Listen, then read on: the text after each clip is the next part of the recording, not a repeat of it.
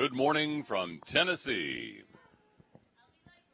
Good old Rocky Top with slick rocks today, fog and rain.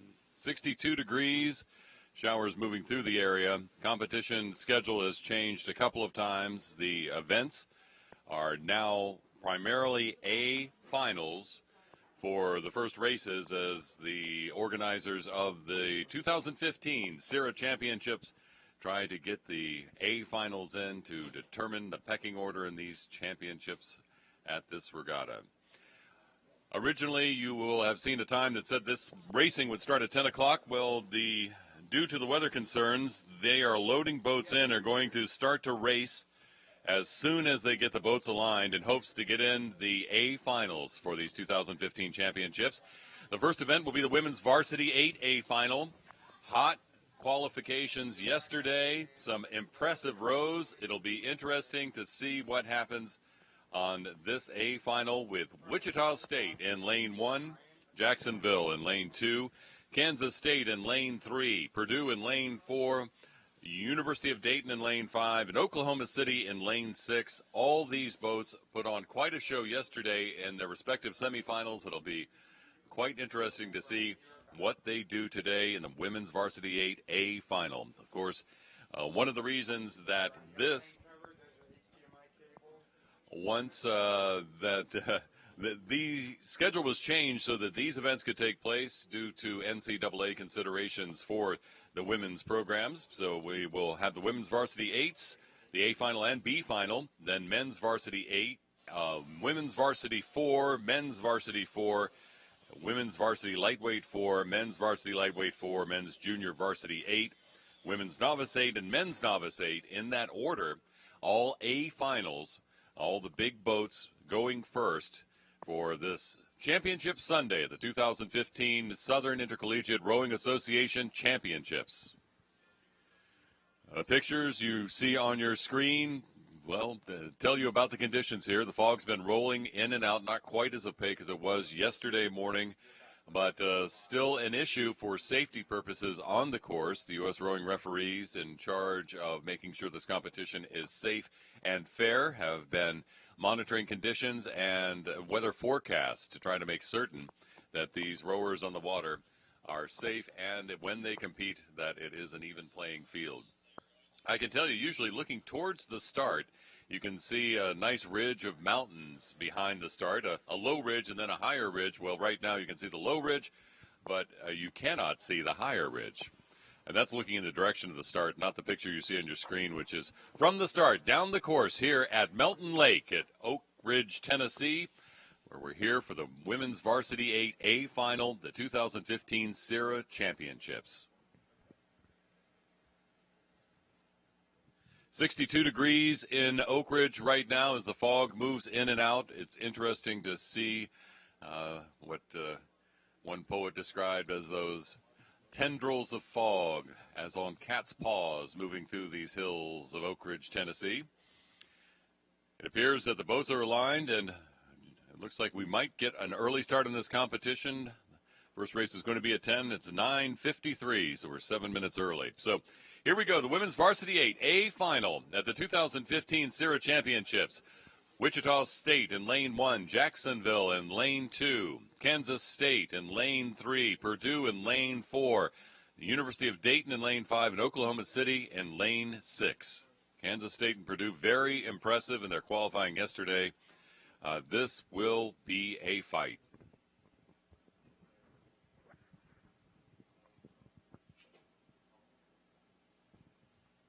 Rowers waiting patiently, and they're off as Championship Sunday at the 2015 SIRA Championships is underway. And just that quick, look, just 5-6 strokes down the course and already beginning to get fogged in. A lot of boats heading down the course to try to get this competition in as much of the competition as possible before any storms may strike this afternoon. A lot of adrenaline, a lot of pent-up anxiety with these young rowers having to waiting for the change in schedule, but now they are on the water, and I know They are giving it their all. So this is for the A final, the women's varsity 8. Watch for Kansas State in lane 3 and Purdue in lane 4 to go out fast. Very strong starts yesterday. Very high stroke rates. They look like they've settled into the middle portion of their row as they pass the 500-meter mark in this A final. A little drift to one side there for the Purdue boat. A correction from the referee, and they continue down the course.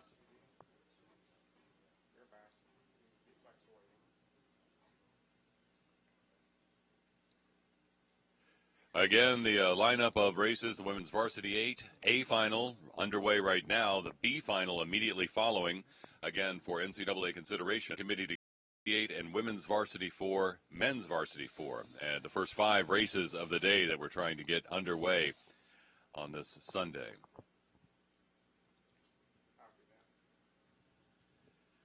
Kansas State and Purdue in the center of the course, moving fast, all these boats.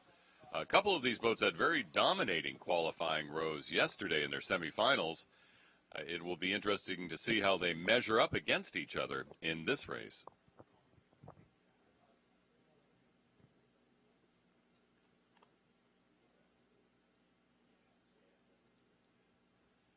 You're watching live streaming of the 2015 SIRA Championships. Thanks to the SRAA, the sponsor of U.S. Rowing Video Broadcasting, the Scholastic Rowing Association of America.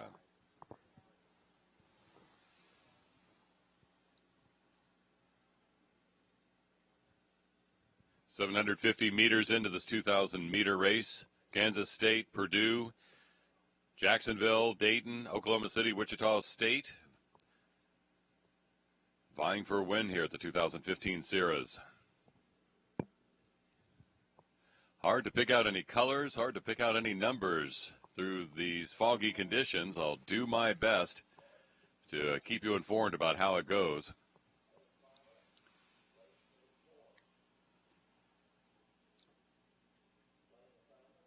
Looking at the Wichita State boat. Jacksonville right there, Kansas State in the middle. That's the Kansas State boat. You can see their purple jerseys. Purdue is rowing right beside them. Kansas State out to an early lead, as they were yesterday in their semifinals. Very strong showing for Kansas State all day yesterday, and I'm sure they're hoping for the same today. In the meantime, Jacksonville right behind them, Purdue pursuing as well. That's 1, 2, 3 in this women's varsity 8A final.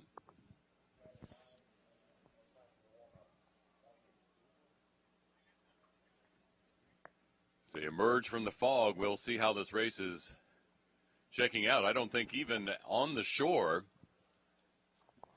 at the beach where the spectators are, a mere maybe 50 fog is.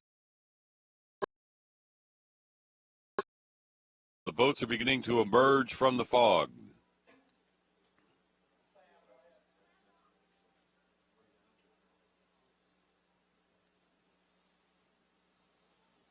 Kansas State continuing to look strong. Jacksonville right on their tail. Purdue right after them. Wichita State trying to maintain contact, and it appears that Oklahoma City is trailing the field at the moment. We'll have to see as the fog clears, but Kansas State looking hot in this A final, the women's varsity 8. So many times yesterday, we found the race determined in the final 2 or 3 strokes. So these women are hot to make sure that their boat crosses the line first so they can be the champions of the 2015 SIRAs. Kansas State, much as they did yesterday, out to an early lead, maintaining that lead, almost a boat length, and open water between their stern and the second-place boat of Jacksonville. Purdue right there with Jacksonville, and it looks like the boat from Dayton is trying to stick with them as well. But Kansas State, much as they did in the semifinals yesterday, ahead of the field and looking to win easily here. Look at that chevron shape in those boats. Kansas State is the boat out front. It's Jacksonville and Purdue battling for second there in lanes 2 and 4 with with the boat from Dayton in fourth right now. Wichita State has fallen back to sixth, while the boat from Oklahoma City has moved into fifth. But Kansas State, the Wildcats at the front of the pack in the women's varsity 8A final. The Southern Intercollegiate Rowing Association Championships for 2015. Look at this impressive win for Kansas State. Almost a full boat length of open water between their stern and Purdue, who's in second right now. Kansas State following the example they said yesterday and going out and winning this women's varsity 8. It's Purdue in second, Jacksonville in third. A strong charge coming in from Dayton, but they will end up in fourth. Here comes the boat from Oklahoma City in fifth. And on the far side, emerging from the fog, it's the Shockers of Wichita State in sixth in the women's varsity 8A final.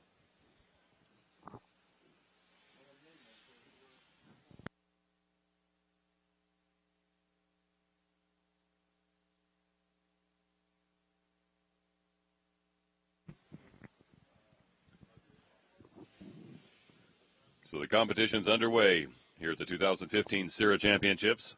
Women's varsity 8A final there, handily won by Kansas State with Purdue in second, Jacksonville in third. The women's varsity 8B final up next. Again, these two races placed first in the schedule due to the fact that there are considerations of their involvement with the NCAA. The NCAA considerations put them on the schedule first so they would be certain to get their competition in.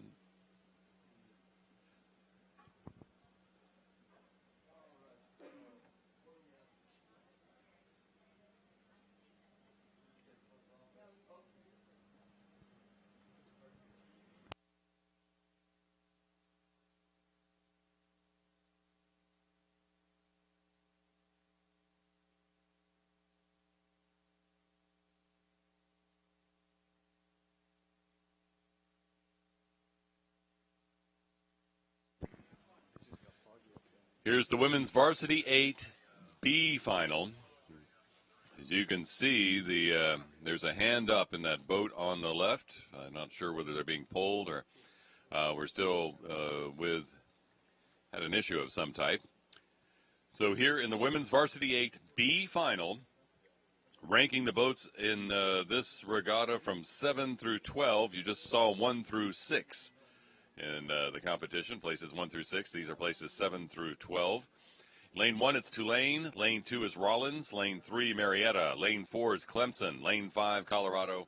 And lane 6, and the red boats there closest to the shore, is Cincinnati. You see Cincinnati and the Colorado crew waiting for alignment and a chance to head down the course.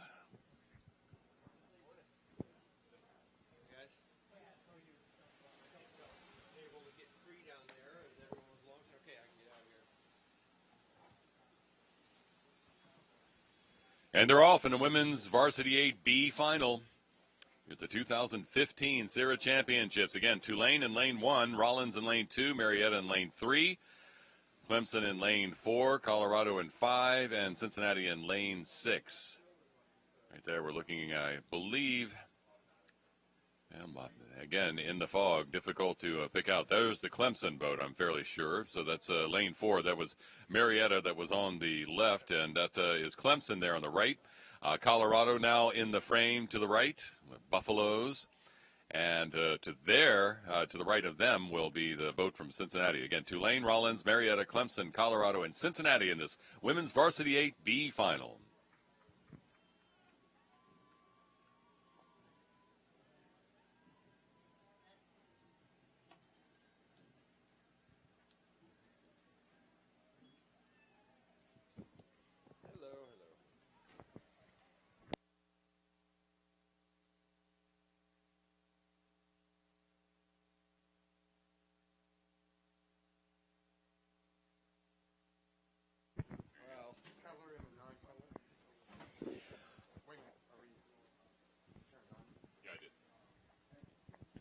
Well, up here in the finish tower, even though you look at the camera from the starting line, it looks pretty hazy down that way. We can actually see most of the way down the course. If you put on the binoculars, you might not be able to see it with all the light reflection from the moisture in the air. But here you got a good camera angle looking down the course there. You can see them coming down the course, whereas the stern camera off the starting line doesn't show it quite as well.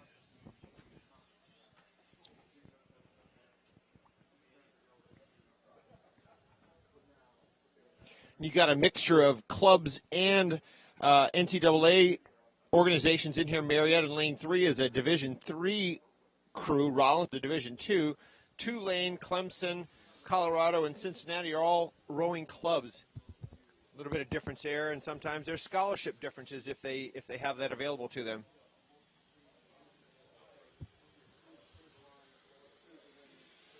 As it stands right now, Marietta, Clemson, and Colorado are your early leaders in this race. As they come up to the point down there where you can see it from the shoreline, you'll start to see the outer lanes come around the point. But your leaders are actually closer into this side of the course. And there you get a good shot of Marietta in lane 3 on the right-hand side of the screen, although it's stationary right now. Rollins with the yellow blades, blue tips right behind them in lane 2.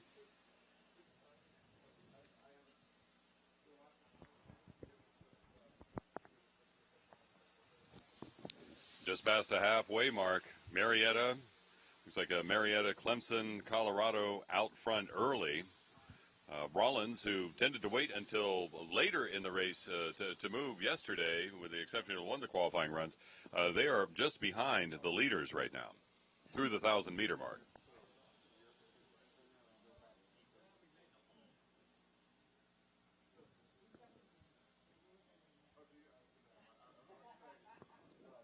So I know from a spectator standpoint, Casey, that it's a little, shall we say, challenging at times in these type of weather conditions. But in a boat, what's it like in a boat going down through the fog? Well, you're as a rower, you're concentrating on the person in front of you, and there's no fog between you and the one sitting next to you. You know, if you were on the opposite side of the course, say lane 1 versus lane 6, you might have a little more difficulty judging what's going on. But certainly out there's no problem whatsoever. Still looks like Marietta, Clemson, and Colorado fighting at the front of this B final for the women's varsity 8 at the 2015 SIRA Championships. I would say over there in lane 2, Rollins might be in that third spot, but as you mentioned, it's Cincinnati in lane 5 that could be right there with them. The typical chevron. Very pronounced in the last race and beginning to develop here as they hit about the 1,500-meter mark. Typical final, though. This is exactly how you would expect it to come out, assuming everyone rode to their potential in the heats and are doing the same thing here. Marietta, Clemson battling in the center of the course here at Melton Lake in Oak Ridge, Tennessee, looking to be the winner of the B final for the women's varsity 8s. The schedule altered due to the weather conditions, and racing was set to begin at 10, but due to weather conditions or possibilities some weather in the future, they moved up the schedule. So as soon as they started lining up boats, they started racing, and that is why, if you were checking the posted schedule, you might say, well, this is a little early, isn't it? And yes, indeed it is. So women's Varsity 8B final right here on the water. Marietta, Clemson, and Colorado out front in that chevron. Marietta doing 36 strokes a minute, right in the thick of their body of their race. They have room to go if they need to sprint. They probably will, just to say, you know, let's get this thing done and get that trophy in our hands. That's right. So, no, it is Marietta exerting themselves and pulling ahead, asserting themselves as the leaders in this race, and they are leading Clemson as they start to see those red buoys indicating about 250 meters to the finish. It's Marietta, the Pioneers of Marietta, out front with open water over Clemson. Right behind them, a fight for third, it looks, that's shaping up between Rollins and the boat from Colorado. Yeah, it looks like Colorado has come up substantially, at least from what we could tell earlier on Rollins. Rollins might be having a little bit of difficulty with the last couple of days of racing. Rollins just took their pace up. We'll see if we can catch a rate on Rollins here. But look at that boat from Marietta. A very determined statement from the Pioneers as they head towards that finish. Rollins at 40. They did that right before the red buoys. We'll see if they have enough to catch the Colorado crew here in the nearer lane. In the meantime, as the Marietta boat wins this B final for the women's varsity 8, it's Clemson stroking across in second place, and here comes Colorado, Casey. Colorado, you betcha. Rollins 40 to no avail to catch that Colorado crew.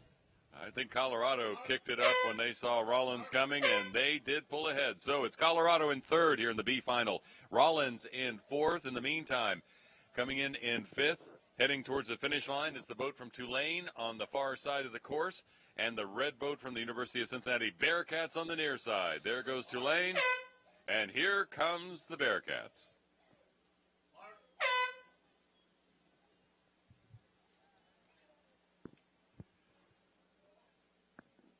They're moving the races right along here due to the possible weather conditions this afternoon here at the 2015 SIRAs in Oak Ridge, Tennessee. So again, the new schedule, we're rolling them right along. And we just saw the women's varsity 8B final. Next, the men's varsity 8A final. And from here on out, all these finals will be A finals. And we'll see how weather conditions are when we get to the end of the A finals to see if we move on from there. But next, it's the men's varsity 8s with Delaware in lane 1, Oklahoma City in lane 2, Florida Tech in lane 3, Virginia in lane 4, Carolina in lane 5, and Temple in lane 6. And yesterday, Casey, Virginia and those flashy orange oars were really putting on a clinic when it came to winning their heats and races. Oh, yeah. Now, I will say that as every coach and every rower does, they go look at those times from the previous heats, and there was a substantial difference between the Florida Tech heat as well as the Virginia heat. It was about 6 seconds. Now, what's that say? That said one team may have been racing for time just in case today didn't happen, and that might have been a smart move. We'll see whether that pays off for them or whether they pay for it. A lot of strategery happening here at the 2015 SIRA Championships, and a lot goes on the water. The coaches trusting their young charges to implement the game plan in these championship finals. We'll have to see how these shape up. It looks like they're still backing one of the boats into the start here for the men's varsity 8. Through the lanes again, it's Delaware in lane 1, Oklahoma City lane 2. That's what you're seeing right there is Delaware and Oklahoma City. Florida Tech will be in lane 3, Virginia in lane 4, Carolina Tar Heels in lane 5, and the Temple Owls in lane 6. One of the things that these crews had to deal with this morning with a delay is, did they have a place to stay out of the rain and cold? Some people had buses to get on. Maybe some stayed in their hotels, but others were down here with it. So are their muscles warmed up? Did they get properly warmed up? Are they going to be stiff out there? So you don't really know how every individual in every boat, you're not going to know, or even how the teams did. And they have been pushing this regatta right along, so there's not been time, and as a matter of fact, an announcement from the launch ref that there's no warm-up. So basically the warm-up is as you row down to the start. They are not allowing the teams to go out and warm up beforehand as they try to compress this competition into a short length of time. So here, as we wait for alignment on the men's varsity 8A final for the 2015 SIRA Championships, we can see that they look like they are aligned and set. They are quite happy. There are those orange blades from the Virginia boat you see. They're in lane 4, very distinctive as they are coming down the course. Easy to pick out even in the fog. Right there, the striped jerseys of FIT, Florida Tech, right beside them in lane 3. Both these crews very impressive when they qualified yesterday. And comparing the times, this could be a very, very close race.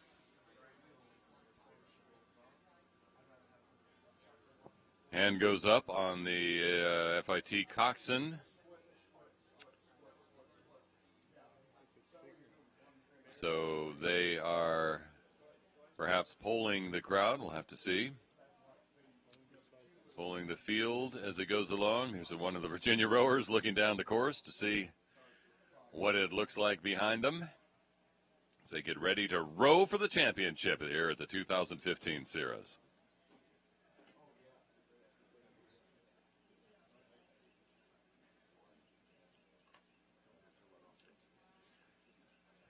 Thanks to the Oak Ridge Rowing Association for being the gracious host of the 2015 SIRA Championships. A lot of great volunteers keeping things rolling smoothly, even with weather and climate challenges. That start looks good now. The start looks good as they line up here. Flat water. They seem like they're ready to go.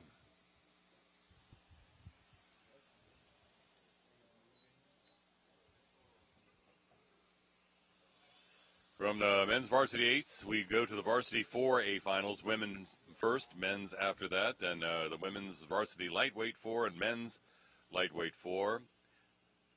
I see the men's junior varsity 8s coming down, but trying to get the A finals completed here at the 2015 SIRAs. Well, you can see all the way down the course now from that starting line. That's a good thing. We can see it from this end. There's still a haze on the water, but it ought to be great racing for them.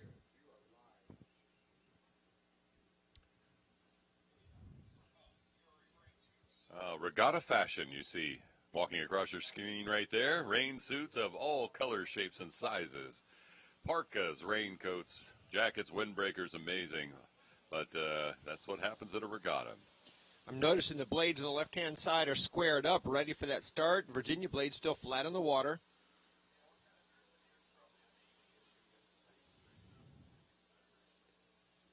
It would make sense to have the blade square in the water ready to pull, but are there strategies that do have the oars feathered like Virginia does at the start? You certainly, if you have to turn your boat, if the bowman or two men have to turn the boat, it's better to have the blades flat on the water. Also, it's more stable. That said, you want to be ready for the start. You don't want to be flipping your blade up at the last second when they call that start, especially if it's a quick start. Look at the Virginia boat canting to the left there. Of course, you want to go straight down the course. Seeing yes, taking at times the long way. And one of the things, you might have some current out here because of the rain, and as that current, if there is any, comes around the bend there, it does tend to push you off to their right-hand side, the coxswain's right-hand side. So they may be countering that potential right now as they point a little bit to the left of the lane. Just a little bit of current, some debris on the water. I had noticed this morning up in the tower, some debris on the water drifting by. Not very fast, but it is moving, so there is a little bit of current in play thanks to all the rain. Up to an inch or two of rain forecast for the this area of Tennessee today. Yes, and the Tennessee Valley Authority controls a dam release up there. They certainly shut it down for the regatta, but if we have a lot of rain, they may not be able to keep it completely shut down. Waiting the start for the men's varsity 8s, the A final, championship final. It might be that the officials are doing something on the course that's delaying the start, because I keep seeing rowers glancing over their shoulders and looking down the course. That current may have brought in a branch or some debris that needed to be cleaned up.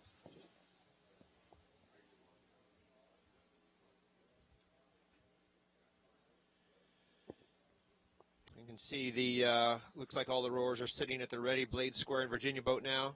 So they must be getting pulled. Here they go. And they're off for the men's varsity 8A finals at the 2015 SIRA Championships. Delaware, Oklahoma City, Florida Tech, Virginia, UNC, and Temple. Just caught Florida Tech at 48 strokes a minute in the first 5 or 6 strokes there, which is a pretty high rating, but that gets them down, out of that lead position. Just that quick. They are down the course. A very, very fast start for Florida Tech. Out in front of the field, a slight advantage on the start there. Couldn't pull a rating on Virginia. It's too fast to do that, but I'm sure they were very close to that if they weren't right up there with them.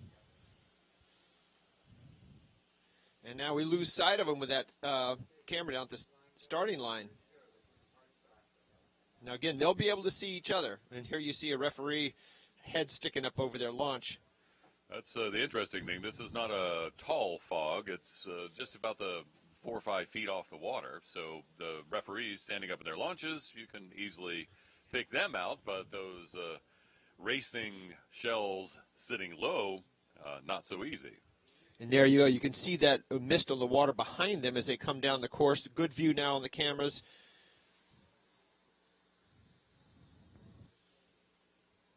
And actually coming into view from the finish line tower, although the spectators won't be able to see them yet as they're still behind the point.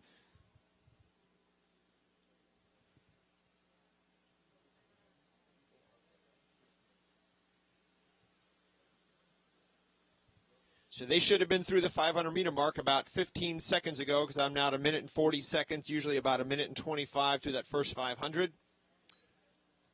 And it does look like Virginia has moved into the lead. You can see the flash of the orange right in the center there in lane 4, but right up about the same point in the course is that Florida Tech boat. And Carolina might be in the fight a little bit too. We'll have to see. Is it? They were rowing quite well yesterday, if you recall watching those heats yesterday, and Carolina could be a spoiler here.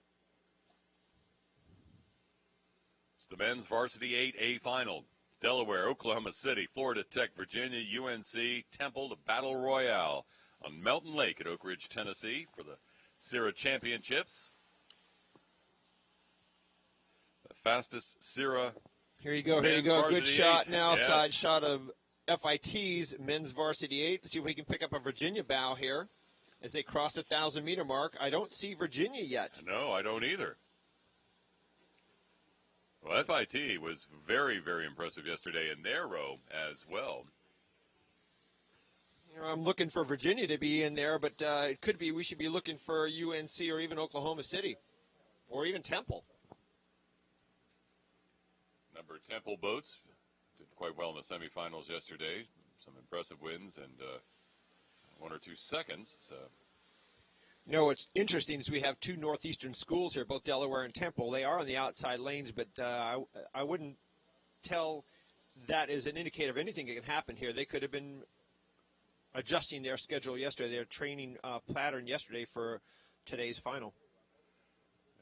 This is very. They're gliding on a cloud because the view through my binoculars shows the heads of the rowers. I can occasionally see an oar when they're out of the water, but I can't see the water. So well, it is FIT. I tell you what, they've got a good lead on that field there. Oh yeah, and well past Virginia. Oklahoma City looks like they're in the second place position, and FIT looks like they're moving away from the field here. Still the boats relatively close to each other. That's, I'm sure the people on the shore are watching now. If they're not looking at the camera at the TV anymore, they're down at the shore yelling for their teams. It looks to me open water already. It does. It does. And that chevron shape coming back into focus as the fog begins to lift. But FIT out front here. Virginia chasing, as is Oklahoma City. Well, that strategy, you know, that 48 strokes a minute got them out in front, but that's a lot to cover on the last part. Maybe Virginia has something to do, but if they let them get too far away, or even if it's Oklahoma City let them get too far away, they're not going to be able to reel them in. And that's what it looks like. I was about to say it looks like they're running away. FIT in the striped jerseys out in front of Virginia, Oklahoma City. Now it looks like the Carolina boat has gone back, and Temple is the one moving forward. Yeah, FIT at 40 strokes a minute already. They're not leaving anything on the water. They're putting every bit out there. They were just as dominating yesterday in the semifinal for this race, and they are asserting that dominance again. Temple also at 41 strokes a minute, trying to get into the medals over Oklahoma City. And Virginia in the middle there. I don't know if they're going to have room. It's just very close for the silver and bronze. FIT with 2 boat lengths of open water as they come to the line with 100 meters to go. FIT, Florida Tech winning the men's varsity 8 at the 2015 SIRA Championship. Virginia in a second. A fight for silver and bronze here. Oklahoma City, yes. Virginia, and a big surge for Temple. 1, 2, 3. Wow. Here comes Carolina. Incredible racing And there. Delaware. What an effort by those crews from Virginia and Oklahoma City and Carolina. Wow. Temple making a big move towards the end and beginning to catch up. Just amazing racing in the 2015 SIRAs. That was the men's varsity 8 A final. Florida Tech, the winner.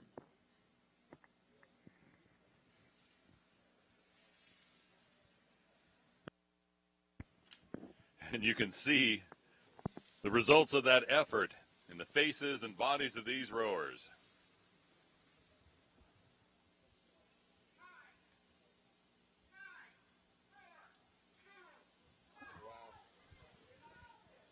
.542. That is, I don't know if that's a course record, but it's going to be close. 5 minutes, 42 seconds, a mile and a quarter.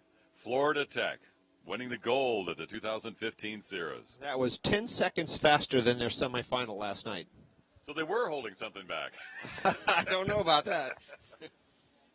Coming up next will be the women's varsity 4 and then the men's varsity 4. They're just loading them in here at the 2015 Southern Intercollegiate Rowing Association Championship. And I tell you what, we are so happy here to be able to continue on with our racing.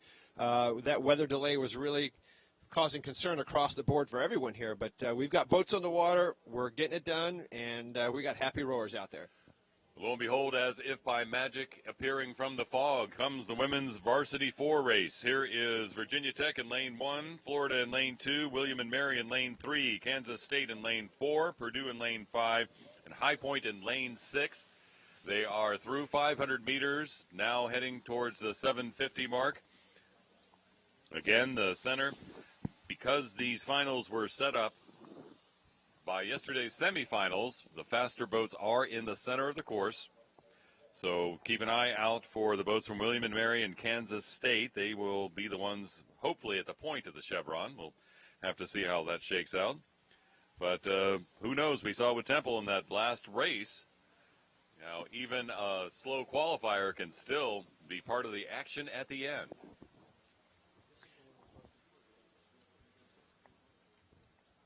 You can see on the cameras there, I don't know if it was a previous race, it looked like they're already got the next race loaded in, as this one is now coming to the 1,000-meter mark. Yeah, they're loading in the men's varsity 4s while the women's varsity 4s A final is underway.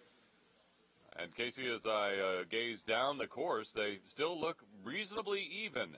They sure do. About 750 to 1,000 meters into the course. We're seeing a little bit more of this, I want to call it sea fog almost, but it's a river fog, if you will, but it's rolling in a little bit. Hopefully it'll keep it clear enough to keep racing going.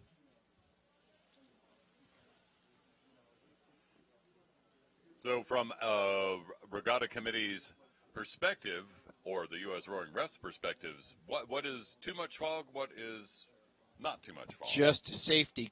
Number one, can you see the finish line targets across from the finish line tower? That's number one. And number two, can you see the crews to get them into the positions down at the starting platforms? You've got to have enough visibility to make sure that crews stay apart, and crews traveling to the starting line don't interfere. Everyone's got to be able to see each other. But I think out on the water it's probably okay. So you got lane 4 and 5. Looks like K-State and Purdue, huh?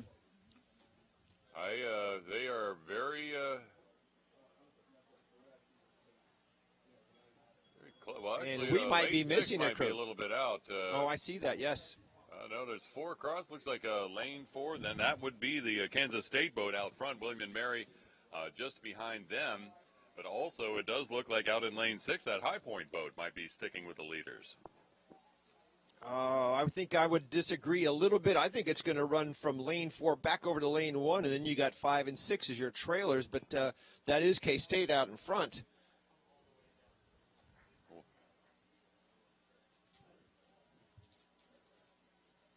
And I'm looking at lane 1 now. Looks like they're trying to make a move up into what would be considered 4th place right now. They might be moving into 3rd over lane 2, which is Florida.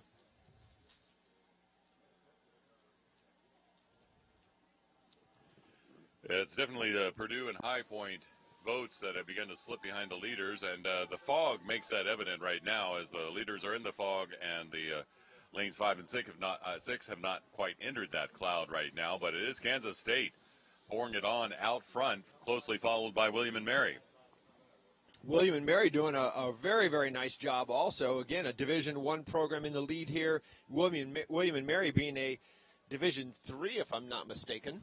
I do believe so.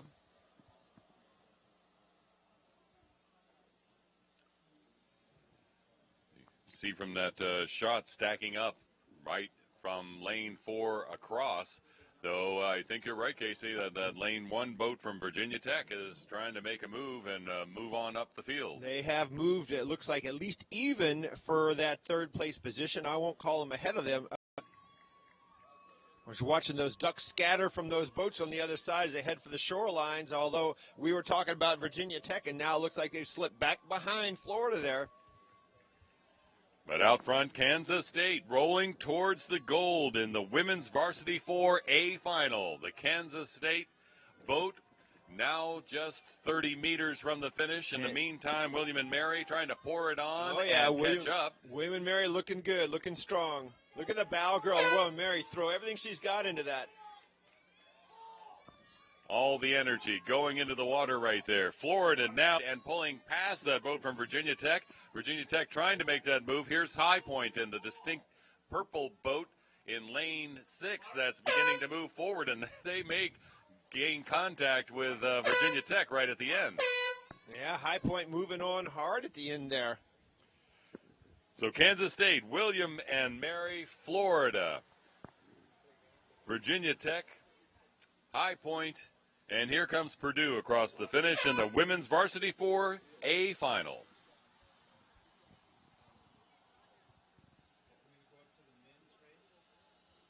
The men's varsity 4 underway. It has started. It's between the start and the 500-meter mark, very close to the 500-meter mark in the 2,000-meter race. The men's varsity 4s. College of Charleston in lane 1, Temple in lane 2, Notre Dame in lane 3, Virginia Cavaliers.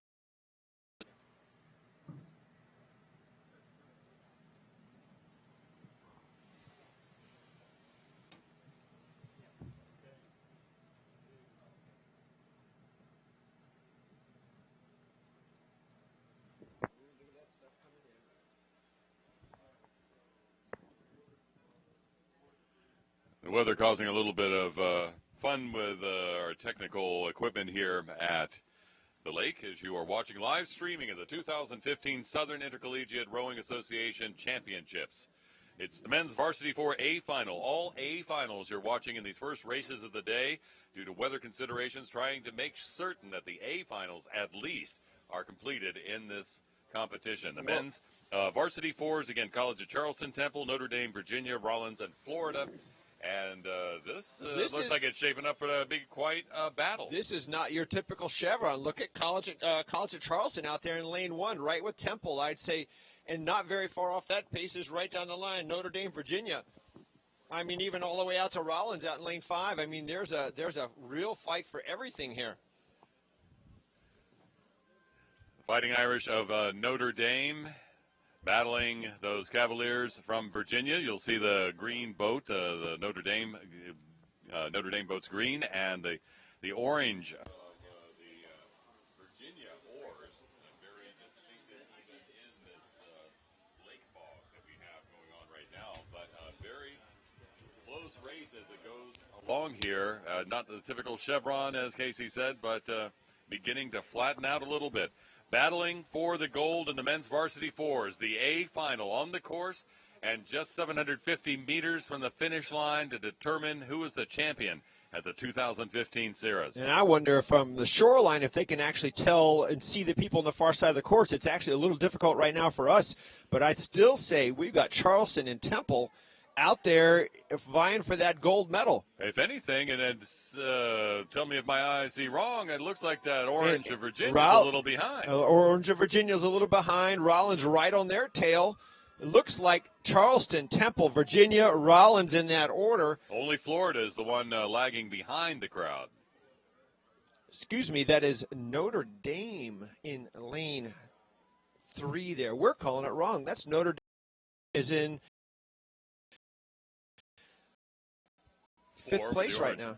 Oh, fifth it is indeed. We've been Here they see what come. the fog does and to look us. at this. College of Charleston, Temple, Notre Dame, 1, 2, 3, charging hard. Here comes Rollins. Virginia beginning to flag as they enter the red boys. It's Florida trailing, many boat lengths behind, but look at this. The College of Charleston in that far lane. Lane number 1, College of Charleston, the men's varsity 4A final. Here they go. Oh, for Notre that silver Dame medal. trying to catch up with Temple. What's going to happen at the finish? There goes College of Charleston in first. Tight between Notre Dame and that boat from Temple. Then, wow, Virginia Rollins. And then here comes Florida Casey. If it's a bow ball between Temple and Notre Dame, that's all there is. And then Rollins just nipping Virginia at the line, too. Amazing, amazing racing. Look at the toll this race took, but congratulations to the College of Charleston. They weren't the fastest qualifier, but they just won the gold in the men's varsity 4 at the 2015 SIRAs. Way to go, Travis Landreth and his crew from Charleston. Coaches cheering and celebrating by the finish tower here at the 2015 SIRA Championship Regatta. Look at that boat from Notre Dame. The rowers laid out there after a monumental effort.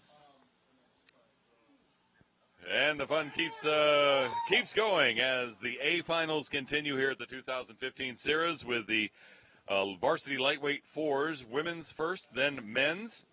And the women lining up right now in the lightweight 4s, and Florida in lane.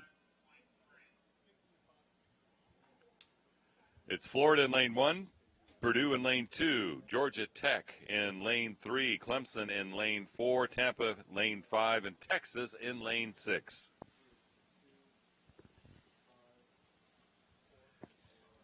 I see the ceiling of this rain coming in a little bit. We'll see what happens out here on the course. A little less visibility to the nearby tree lines and mountains.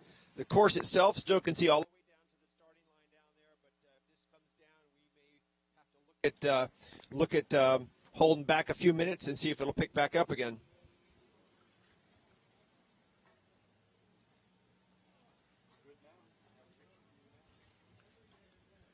Not going to affect the race on the course right now. That's a women's varsity lightweight 4 as they are coming down. They do have a start. I've lost a picture for a moment. We'll have to catch up with that to see. And again, with weather conditions permitting, as they it's getting a little socked in and difficult to discern exactly what's happening everywhere. What happens is this warm rain comes down, hits the cold water, and creates the what appears to be fog on the surface of the water. And actually you can see it rolling in down at the finish line right down there now as it comes in from up by the railroad bridge up around the corner. You can see just to the right, you can see the dark shape of the shoreline right at the point where the river goes around the corner. And then you can see the fog beginning to creep, not on cat's paws, but just rolling on the water.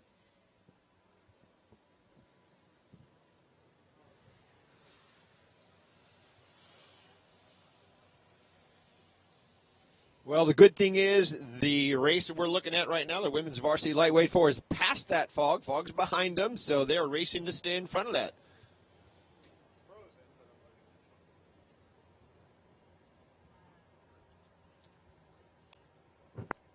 So Florida, Purdue, Georgia Tech, Clemson, Tampa, and Texas in the women's varsity lightweight 4. Beginning to come into view. Being chased by that fog, but you can see how quick the conditions change here at Melton Lake. First 500 meters under their belt, settling into their game faces, and that long slog in the middle of the course as you're both trying to recover from that fast start. Pace yourself to have enough at the finish to have a sprint.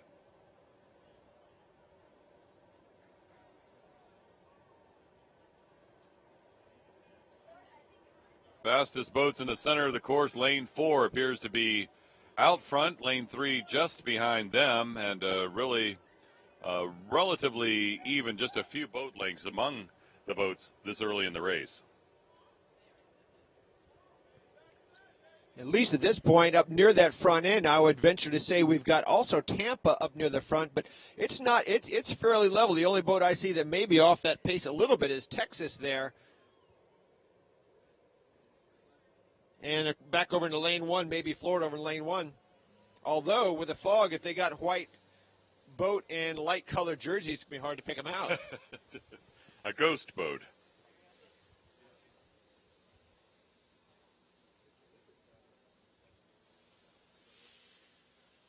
Definitely the outside lanes beginning to lag a wee bit. So the boats from Florida and Texas in the women's varsity lightweight fours.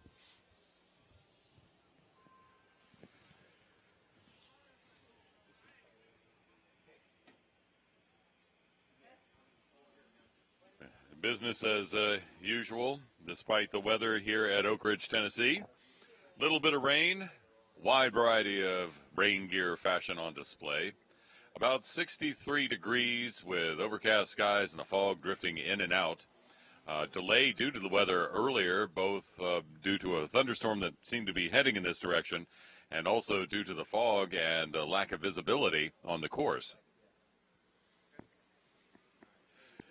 This is the A final, the championships for the 2015 SIRAs in the women's varsity lightweight fours.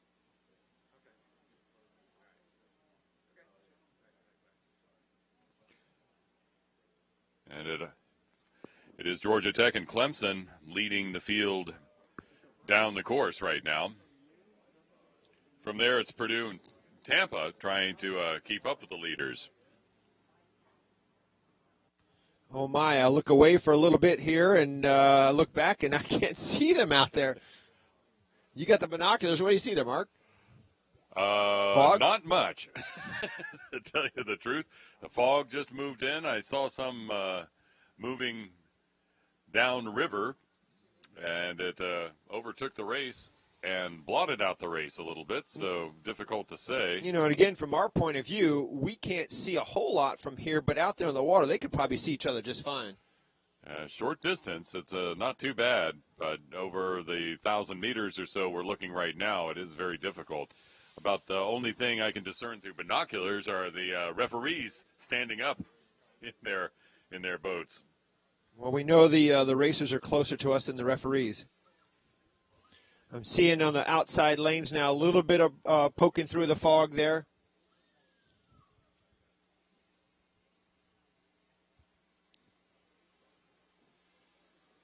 I'm not going to guess who that is, though. You can't see a... If I had to guess, I'm going to guess Georgia Tech in the lane 3, if that's in fact lane 3, what we're looking at there. Purdue just outside of them. Over in lane 1 is Florida, well back from that group. And I'm trying to pick out the ones closer to us in the nearer lanes.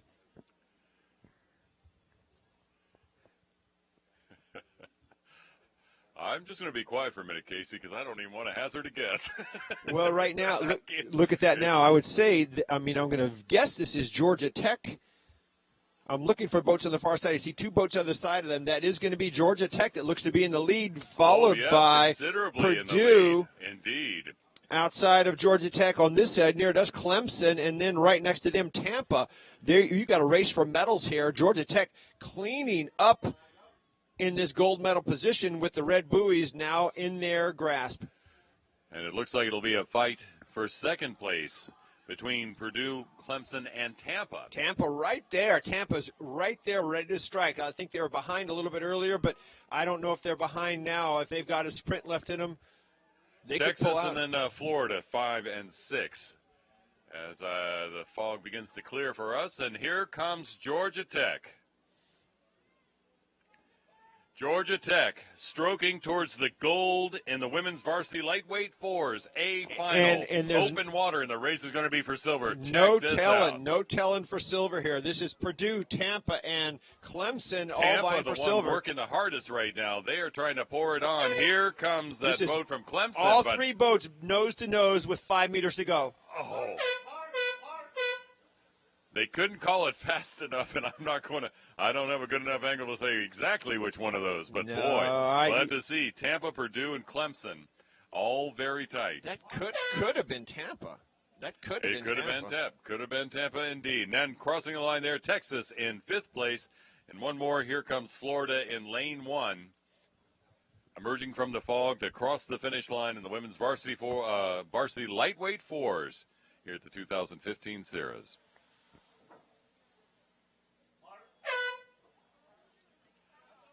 Exciting racing. These championships. Up next will be the men's varsity lightweight fours. And they are already underway, about 750 meters into the race. Again, fog obscuring our ability to really be able to tell you for certain who's doing what where. In the meantime, they're loading in the men's junior varsity 8s at the start. That's what you're seeing on your screen right now, not the lightweight 4. And that one, just a comment remembering yesterday between Florida Tech and Virginia. Florida Tech and Virginia were less than a foot apart on their semifinal heat. That'll be a good race, too.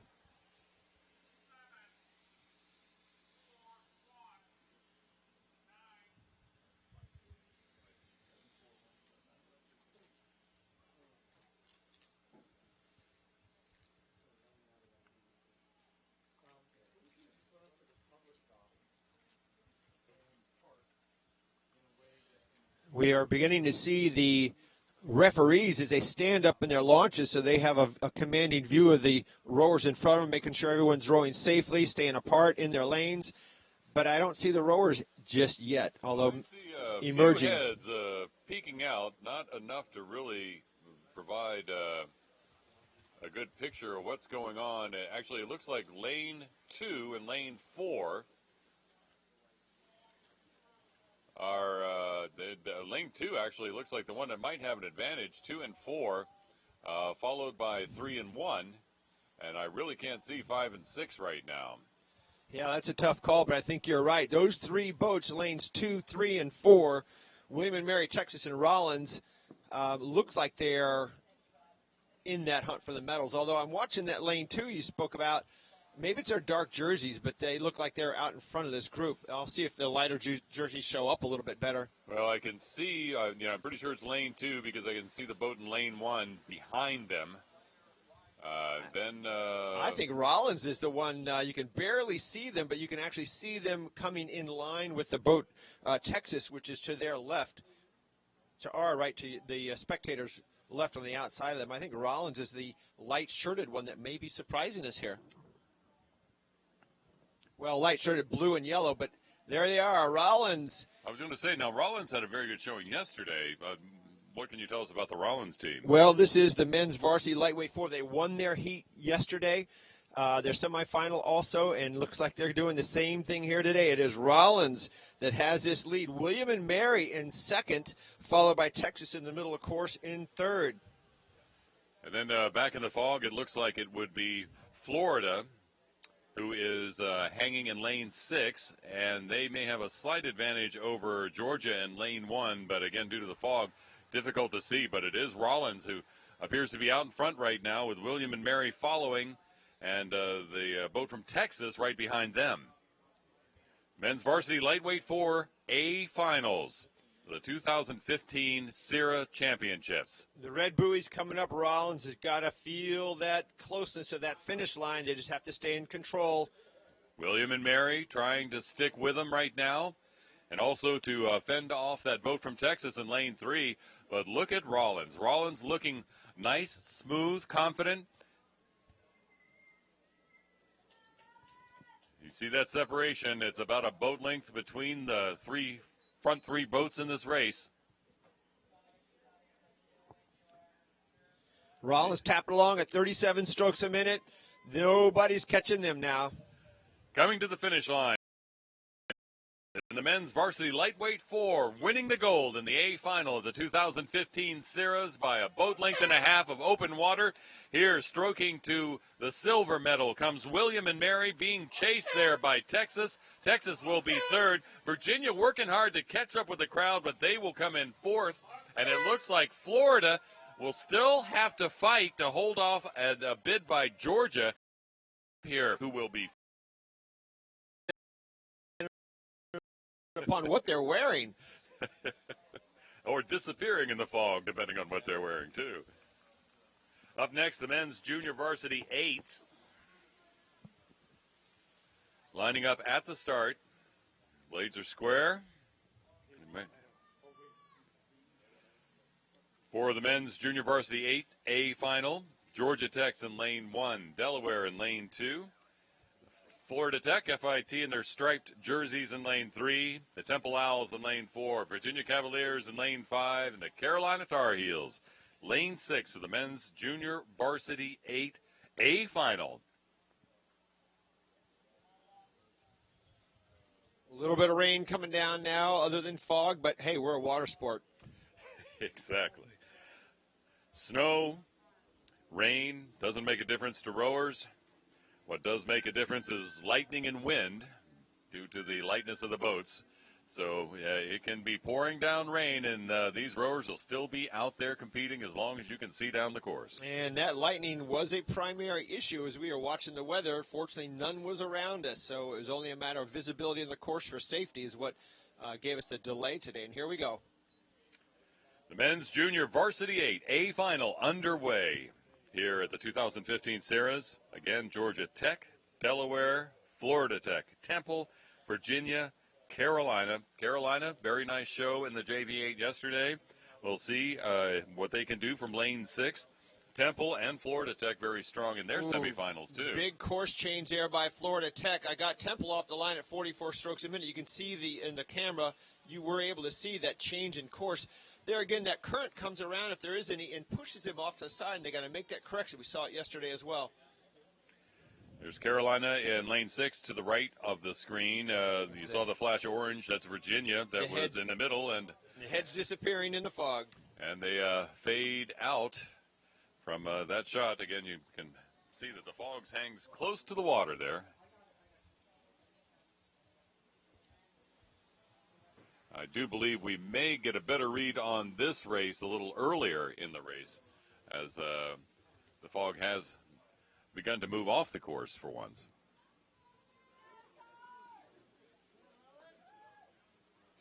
This is the men's junior varsity 8A final.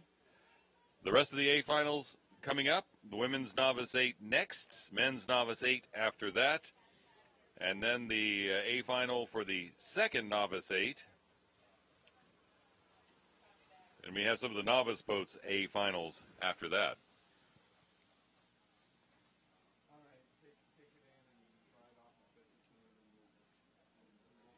Hardly tell there's anything happening down that course, can you, Casey? We're waiting for at least the referee heads to show up. Haven't seen those yet. Now we're seeing a little bit of shadow down there that are hopefully boats in their lanes.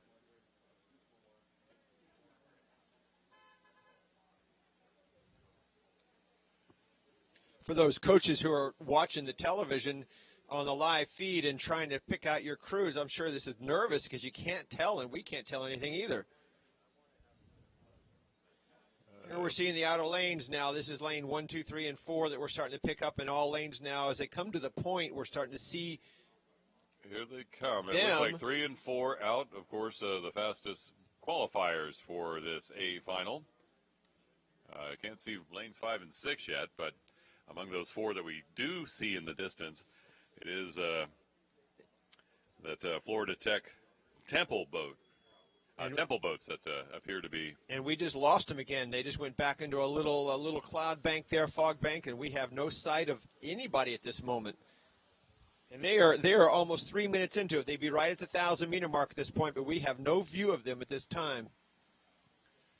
You're listening to live streaming and watching live streaming when you can see things through the fog of the 2015 Southern Intercollegiate Rowing Association Championship Regatta. We have the men's junior varsity 8 race A final on the way. Weather considerations delayed the start of competition, and the schedule was moved around to accommodate all the A finals in this championship regatta in hopes of being able to dodge the bullet when it comes to potential for some thunderstorms later in the day. Okay, we're seeing a little poking out on the far side of the course now as they've been almost 30, 40 seconds out of our view, and that was when they were going to the 1,000. Now they're through the 1,000. Let's see what we got here, Mark. You can see him coming through with passing the 1250 mark, meaning 750 meters to go. It does still appear that those middle lanes are the ones who are moving, but actually a very tight race beginning to emerge from the fog here. As I can see on the far side, lane 1 looks like they may be out just a little bit, or at least even, with lanes 2, 3, and 4. 5, I see Virginia in the orange coming through. And 6 looks like it's a little bit back, too. I'm looking at Temple here in the middle of the course in Virginia. It looks like FIT is sitting back a little bit on that group. It is lane 4, Temple, that looks like they've got that lead. The Georgia Tech in lane 1. Delaware in lane 2, Florida Tech in 3, Temple in 4, Virginia in 5, and Carolina in 6. That is the Owls. Look at lane 1. Georgia Tech doing a great job over there in lane 1. They may look like they have third. It looks like Temple, Virginia, Georgia Tech, as well as Delaware. Carolina, difficult to judge, but they do seem to be a little slower than the other boats. Well, it's this race for the top 2 spots going to be between Temple and Virginia here. Temple with a boat length lead as they come close to the red buoys going in the last 250 meters, and it's Temple by a boat length. And on the other side of the course in the fog, Georgia Tech working hard too, inserting themselves into the mix. But yes, Temple, the Temple Owls, trying to be the winners of the men's junior varsity 8. In the A final here at the 2015 SIRAs. They are just about 70 meters from the finish. Here comes Virginia, also Georgia Tech, both paddling hard, but it does look like Virginia's past Georgia Tech now, but moving up in the middle too. Here comes that Florida Tech boat. Not enough water left, Mark. It's going to be a deck length between those two for bronze. Yes, indeed it is. Look at that finish. With Temple in first, Virginia in second. It looks like Georgia Tech held off Florida Tech at the end. Then it was Delaware and Carolina in the men's junior varsity 8's A final.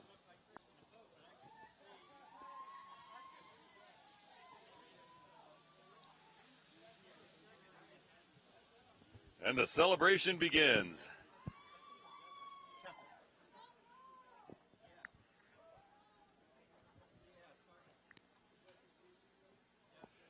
We'll see how much of this race is beginning to get a little foggier here at the finish as the fog bank moves our way. The good news is it doesn't look like it does appear that the rain has ceased. You know, and the officials, the regatta referees that are in charge of safety, they will be in communication one end of the course to the other, and if they feel there's any reason to hold up for a little bit, they would do so. This race was supposed to go off at 10:56. We're only a couple of minutes 11:56 now, a couple of minutes behind with our delays. So we'll see if they'll let them go here if they get a good view down the course. So now the novice boats will be competing. That we've gotten the varsities, had them, made sure we completed those races in the competition. So the first of the novice boats, the women's novice 8s in lane 1, High Point. Lane 2, Colorado. Lane 3, Kansas State. Lane 4, Purdue. Lane 5, Florida. Lane 6, Miami University, Ohio. Alignment, actually it looks like the officials are looking at something on the course. There appears to be some piece of debris or perhaps a buoy line that may have gotten loose. They are trying to sort out the situation there, so a short delay before the start. Debris on the course, even though it is minor, it might be a stick or whatever, but if your oar tip or your oar touches that debris, it's an immediate response back into your hands as a rower, and you don't know what you're hitting because you're not looking there. If the coxswain didn't see it, it can be quite a disturbance to your technique. Looked like a 6 or 8 foot branch that they just pulled out of the water there. I'm glad you said branch and not gator. Yes. So we'll let this launch move off the course. And just very delicate boats. They call them shells for a reason. And I know you can speak well with this, Casey. The hulls of these boats, very, very thin. These boats very, very lightweight. Yeah, for those who don't know what these boats weigh, there are international weight standards, but the 8s are approximately 205 pounds. It would depend on the size of the boat, whether it's a heavyweight 8 or a super lightweight 8, but that's an approximate area. In the olden days, and I won't go back too far back there, but the wooden boats were somewhere in the 265, 275 pound range, and they were made out of cedar. They were paper thin, that's why they call them shells. And one of the rules of thumb is you never, ever put your foot in the bottom of the boat because you'll go right through it. You got to stand on the deck. And as most rowers are taught early on, you never step across a boat either that's turned over when it's laying on the ground. That is a rule of thumb that I see people break on occasion. Oh, yes. Well, why walk that 65 feet to the end of the 8 and around it? I can just step across it. That's right. That's right. Women's Novice 8 A final in the gates at the starting dock here at Melton Lake in Oak Ridge, Tennessee for the A final, the Women's Novice 8s. High Point, Colorado, Kansas State, Purdue, Florida, Miami University competing in this race.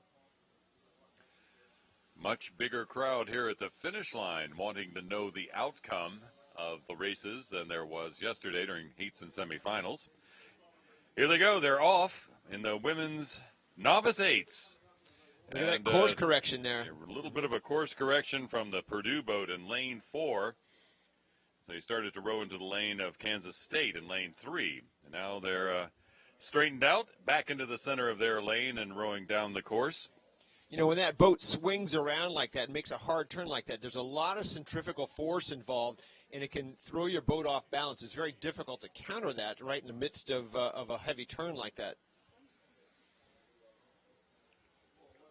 So these boats, long and light, everywhere from a 30-foot-long single that I row that weighs all of 30 pounds up to those 65-foot 8s that weigh 200.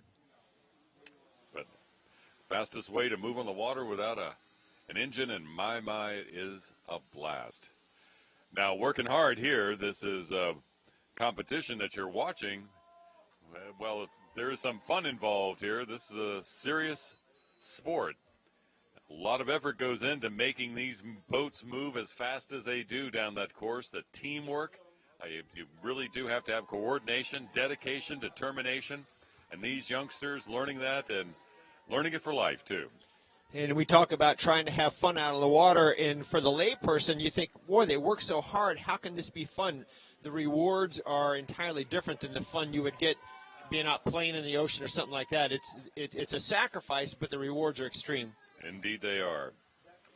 The reward today, gold in the 2015 Southern Intercollegiate Rowing Association Championship Regatta. That's what's on the line as we're going through the A finals first with weather considerations. Wanted to make sure that those important A finals, and I may need to break out my sunglasses here, Casey. Now, believe it or not, foggy 1 minute, and here comes the sun. We turn around and look back towards past the finish line, and everyone's probably seeing that too. And I'm sure you're seeing a few grins out there, like, "Oh yes, come on, come on." The women's novice 8s through the first 500, still rowing well. There have been some course corrections, but again, with the novices, they have been rowing for just a short length of time, maybe as long as since the fall season, but maybe as short as, I think you said yesterday, Casey, just a couple of weeks. Some could be in there as of yesterday. You have a rower go down with no spares. You put your spares in there. I mean, it could be even less than that. Probably not in the A final, though. No, not in the A final. Sorry, distracted for a moment by a car alarm going off here along the road in Melton Lake. Still got a good view from the rear camera from the starting line. Down the course, although I couldn't tell you who's leading at this point, but my guess would be, and what I saw at the start with Purdue making that hard turn was K-State in lane 3 would be my guess to be the leader at this point. They've been in every other one. Is it a fair bet? Indeed. I was about to say, now, K-State, they have been having an excellent showing here at the 2015 SIRAs. Well, I hope that it's not as easy. I really like the really close races. You know, as a rower, I love being way out in front, but as a spectator, I want to see them all over each other. Oh, like that race we just saw with 3 people vying for that second spot. That was one wicked fun race. So that said, I'll bet Colorado's trying to make sure that K-State boat stays overlapped with them so they can strike them when the time's right. So while we may see some sun over our right shoulder, looking over our left down the course, the fog has moved in and thickened again, and the boats have disappeared. So we're having, no luck seeing any of the boats for the moment. We'll have to let them get through that fog bank, and perhaps we'll be able to pick things out and let you know how it looks. And it'd be fun to see what the view's like from the beach right now, because I imagine if you're looking out at the course, you might only see one boat, not see the other 5 in the other lanes. Yeah, you're right. And you know what? I was just thinking we ought to put the flashing lights on their heads so we can see them. A different color one, so we can know which one's in which lane. Well, I'll tell you what, if you're K-State, you want a blue one for the gold medal, you know, blue ribbon. That's right. Women's Novice 8, A final on the course right now. High Point in lane 1, Colorado lane 2, Kansas State lane 3, Purdue lane 4, Florida in lane 5, and Miami University in lane 6. We're getting a glimpse of the participants right now. We can't see the whole course, so it makes it hard to discern who's in which lane. I'm looking at the crew that had that wobble at the start, Purdue and K-State. Purdue's right with them. You would have guessed that that wobble would have set Purdue back a little bit, but I think they've made a comeback here. I see the 2 boats in the middle of the course at lane 3 and 4 as your leaders here vying for a gold medal. Can't tell who's ahead, though. All right, what I can see now, I can tell you it's more lanes 2 and 4. That Purdue boat is actually trailing those 2, but the trick of the fog and the angle that we have, I think has made it difficult to tell the difference. But it looks like lanes 2 and 4 are the ones that are moving hot, so that would be perhaps Colorado and Purdue. Mark, now you can see, now that the fog is cleared, that is Purdue. That is lane 4 that has that early lead.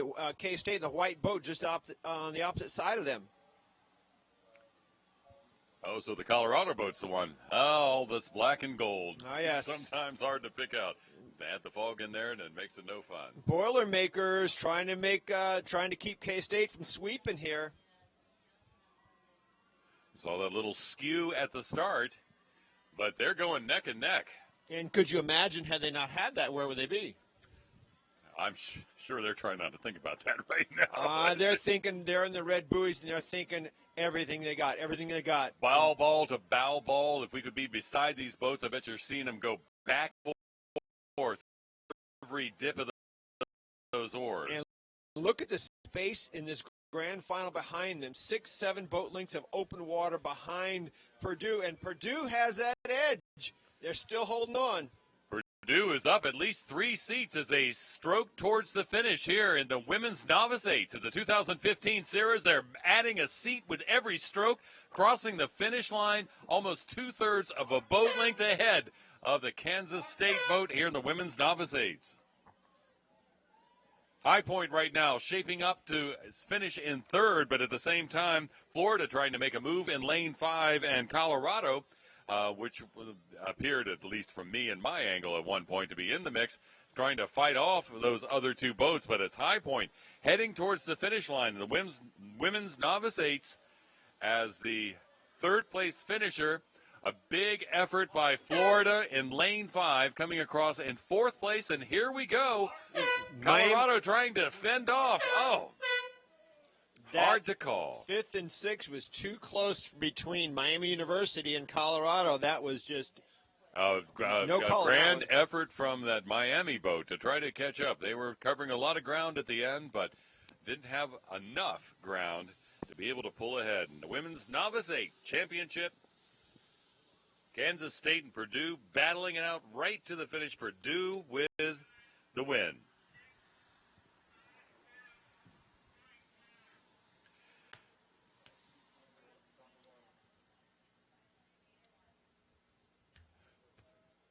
So the Women's Novice 8 just finished. Men's Novice 8 already on the course, already about 750 meters in. In this race, it's Colorado in lane 1, Carolina lane 2, Virginia lane 3, Temple lane 4, Purdue lane 5, and Notre Dame in lane 6. And I know these races yesterday, Casey, were very exciting with a couple of these boats, Virginia and Temple, also the Carolina and Purdue boats. Very nice showing yesterday. We'll see how they shake out here in the men's novice eights. And we saw a race earlier today. It was I think it was one of the men's varsity fours, if I'm not mistaken, or maybe in the lightweight four. College of Charleston in one of the far lanes won that, and it wasn't your chevron pattern. So you never know. The novice too, with the novices who haven't rowed that long, might not have their game set on. It changes. I know when I was learning to row, psyching yourself up for that competition, a lot of this is as psychological as it is physical.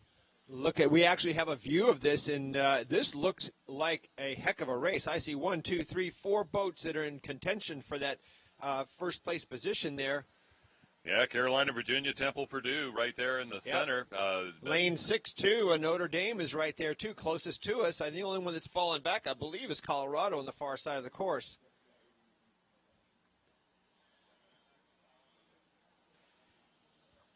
I want to call this UNC at this time. Do you see that?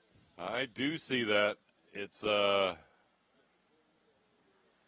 quite tight. And, Notre Dame, and as you said, only Colorado. And Colorado still seems to be overlapping a little bit, perhaps. And UNC may be one of the most overlooked programs here.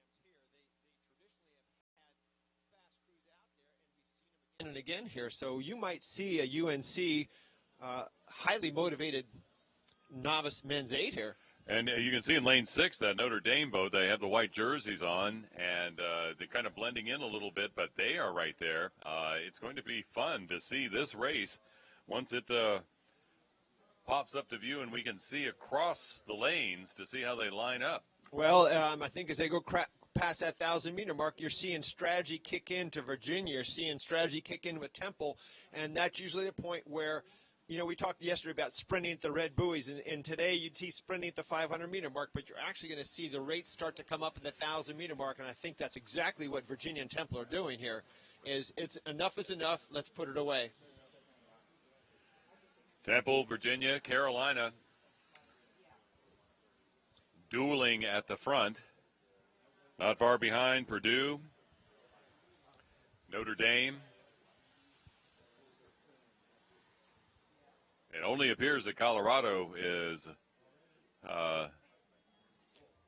and I think the only one slipping. That move might have caught the lanes closest to us, Notre Dame and Purdue, off guard if they weren't watching the other crews. Sometimes you'll get a couple of strokes behind their moves and you don't have time to counter it, and it puts a seat behind, which is all you need. Both a psychological boost and motivation. So here we come. It looks like to me now Virginia has a little bit of control, but not much over Temple. This is extremely close. You've got UNC and Purdue look like they're vying for one of the medals there, but as coming up on near to us, it is Temple coming up. Looks like they're taking Virginia out at this time. Great racing. And Carolina looks like they are beginning to lose. Notre Dame beginning to make a big move in the lane closest to the audience. They have begun to pour it on just outside the red boys, coming down the men's novice 8A final for the 2015 Southern Intercollegiate Rowing Association Championships. Notre Dame coming in for the bronze. I just saw a wobble stroke in Purdue. It cost them a seat there. That may be enough for Notre Dame to pull out that bronze. Virginia trying to stave off Temple. Temple trying to drive to the finish. This is going to be tight, but here comes Temple. At the finish, Temple and Virginia tight. Notre Dame tight with Purdue. Hard to call on those top 4 boats. Coming in 5th, it's the boat from Carolina. 6th will be Colorado. But 1, 2, and 3, 4, I really didn't have the view to call it tight. But, boy, Virginia and Temple dueling it. Notre Dame with a big move at the end, trying to catch up and pass. Tell you what, it's exciting when they're all close like that. That is something else. Get your coach's heart rate gets going just as much as the kids do. Hey, spectators too.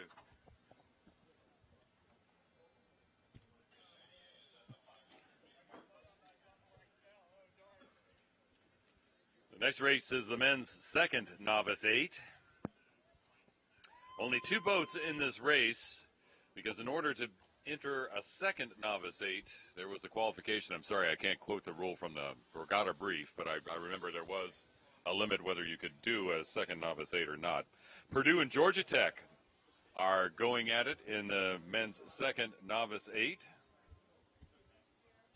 You know, so Purdue's in 4 and Georgia Tech's in 5. Strategy is entirely different with a 2-boat race. And when you're running 6 boats across, you've got to execute a particular strategy. In this case, where you got one boat next to the other, if you get an advantage on the other boat, it's very difficult to come from behind and take them out, because you can play defense in that lead boat all the way down and counter every single move the other boat tries to make against you. I think that might be what Purdue is trying to do right now, 750 meters into this 2,000-meter race in the A final for the men's second novice. They appear to have a slight advantage over the boat from Georgia Tech.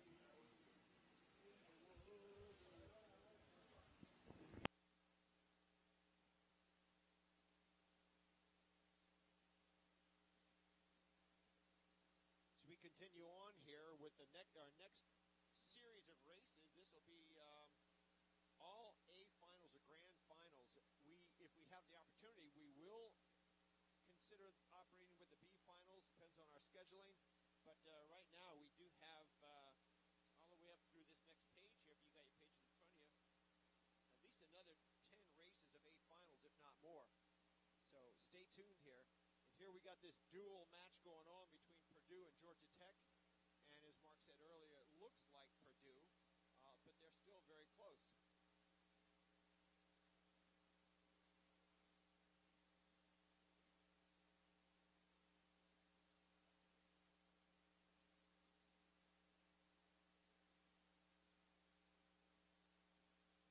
So clearly now this is a Purdue race.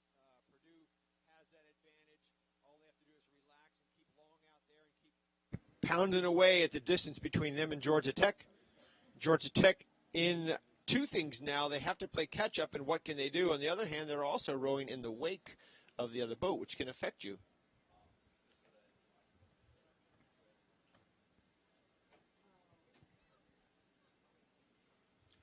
And really a strategy now from Georgia Tech would be, what stops can you pull out? What can you do differently to try and keep Purdue from moving away? And I'm seeing bobbling going on with the Georgia Tech boat where they're having a little bit of balance issues. And again, this is a second novice 8. These are the boys that were trying to make that first 8, didn't quite get in there, so these kind of issues do come up. A learning experience, some competitive experience for these young rowers. But you know what? They all aspire to those higher-end boats. They look at the successes of the JVs and varsity boats, and they know they're going to get there somewhere down the road as they're in their collegiate racing career. So Purdue heading towards the 1,500-meter mark with Georgia Tech trailing. Back at the start, the women's junior varsity 8 and women's lightweight 8s are loading in for their A final. That will be happening immediately following this race.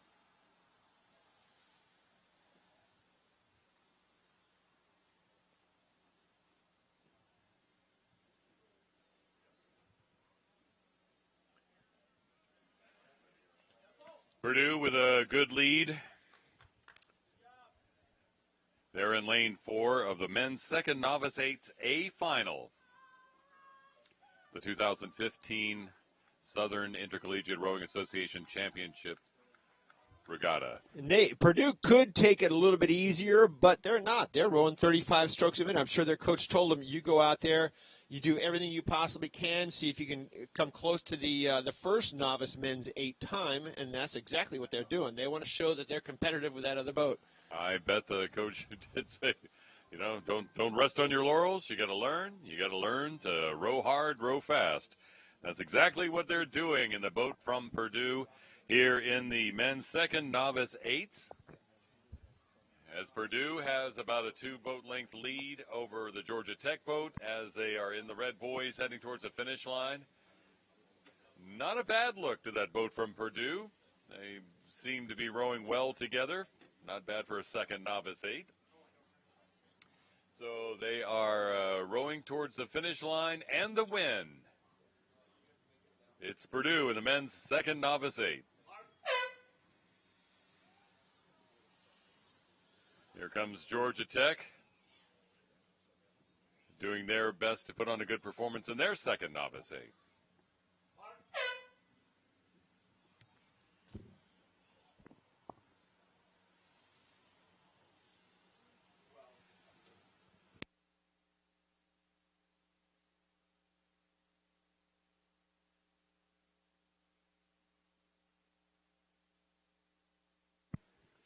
So there we go. That was the men's second novice 8 here at the 47th annual Southern Intercollegiate Rowing Association Championship Regatta.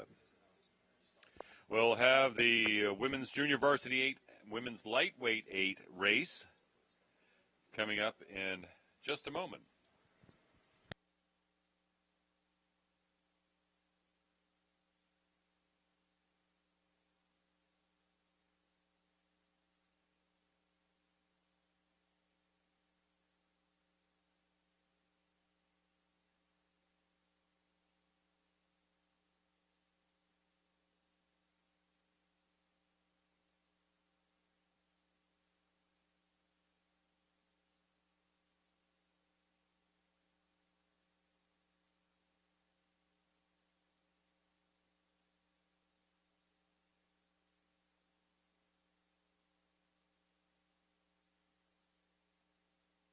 Seeing a little bit of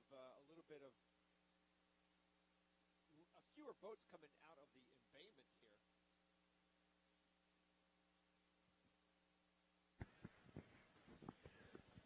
And we're seeing a little less boats come out of the embayment, or no boats coming out of the embayment, as we're assessing the remainder of the regatta here. But we do have coming down the course the women's junior varsity 8 and the women's lightweight 8. And they are in sight. We can see them down around the point, which kind of marks about the 750-meter mark, 1,000-meter mark area.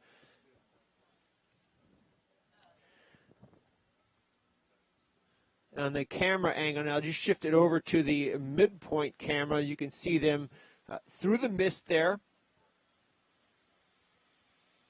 I always look, as you probably do too, for the crews in the middle of the course, as they would be a top-seeded crew, and you can pick out K-State there in lane 3, as they are already moving away from K-State B, as well as lane 1, which is Rollins.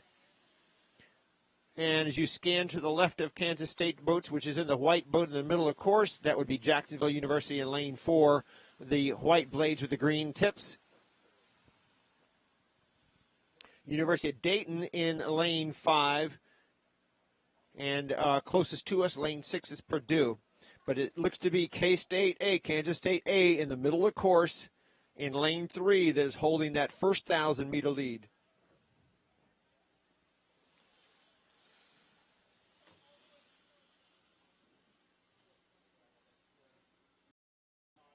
The television screens right would have appear to be an open water lead on the field as they go past the 1,000-meter mark. We'll shift to the 1,000-meter camera here in just a little bit, and you'll be able to see that. But it's fairly clear that we are the 1,000-meter camera.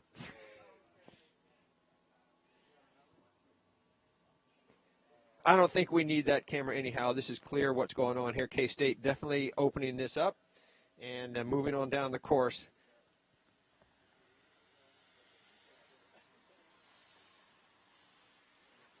And it is Jacksonville University that is holding on to that silver spot, that silver medal spot. I'm not going to call that bronze yet. That would be between, at this point, looks like Dayton and Kansas State B boat. Kansas State B boat being in lane 2, Dayton being in lane 5. Rollins over there in lane 1, still up in that mix too. Again, second half of the race, especially in JV boats, a lot can happen on here as opposed to what may have occurred in the heats and semifinals.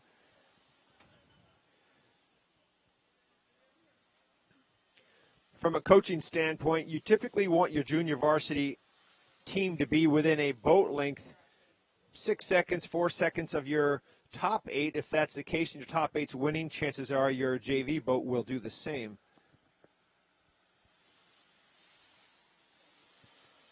And it is in second, Jacksonville University. You can see them coming through the fog from our perspective. K-State out in front with that open water lead.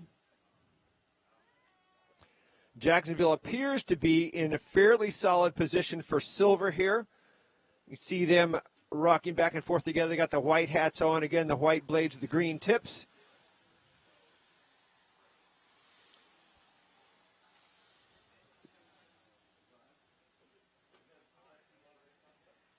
And as they clear that little fog bank down there, relatively spread out. I think the race this time is going to be for that bronze medal. That's going to be between the Kansas State B boat and the University of Dayton crew in lane 5. Kansas State looking very sharp as they come down the last 300 meters. 10 strokes from the red buoy line. You can see how the blades release the water all at the same instant, propelling that boat out of that power phase as they come up the slide for the next stroke. Sending the boat away, K-State showing them how it's done. And looking back to Jacksonville's boat, same kind of thing. They're definitely sending the boat away. Nice, crisp releases, probably just not quite the power of Kansas State's crew that is leading. But behind JU, now it's a race for that bronze with the B boat of Kansas State. But I think University of Dayton is going to take them here. It looks like Dayton's already gone up in their rating.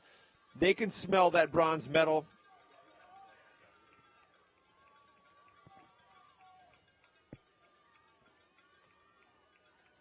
And as Kansas State A crosses the line, the winner of this women's junior varsity 8 race, Jacksonville in a clear, solid second.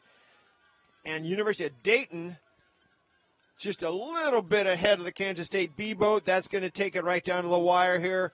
Kansas State B boat, if they jump the rating, they might be able to squeak it, but Dayton's got them by a deck length.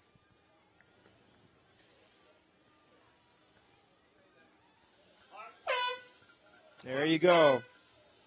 Kansas State A, JU, University of Dayton, Kansas State B. Far side of the course, Rollins College in 5th, and Purdue coming up in 6th there.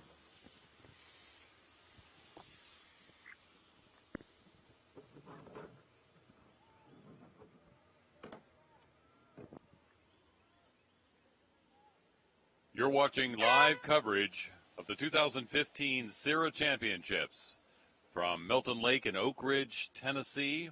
Sunday morning and championship time at the 2015 SIRAs. The next race, the Women's Novice 4, already on the course. It's Liberty in lane 1, Clemson in lane 2, Georgia in lane 3, Texas in lane 4, Emory in lane 5, Wichita State in lane 6, and the Women's Novice 4s. The 2015, these are the A finals. Due to weather considerations, just running the A finals right now, only the bigger boats. And this race already 500-plus meters in and heading for the halfway point.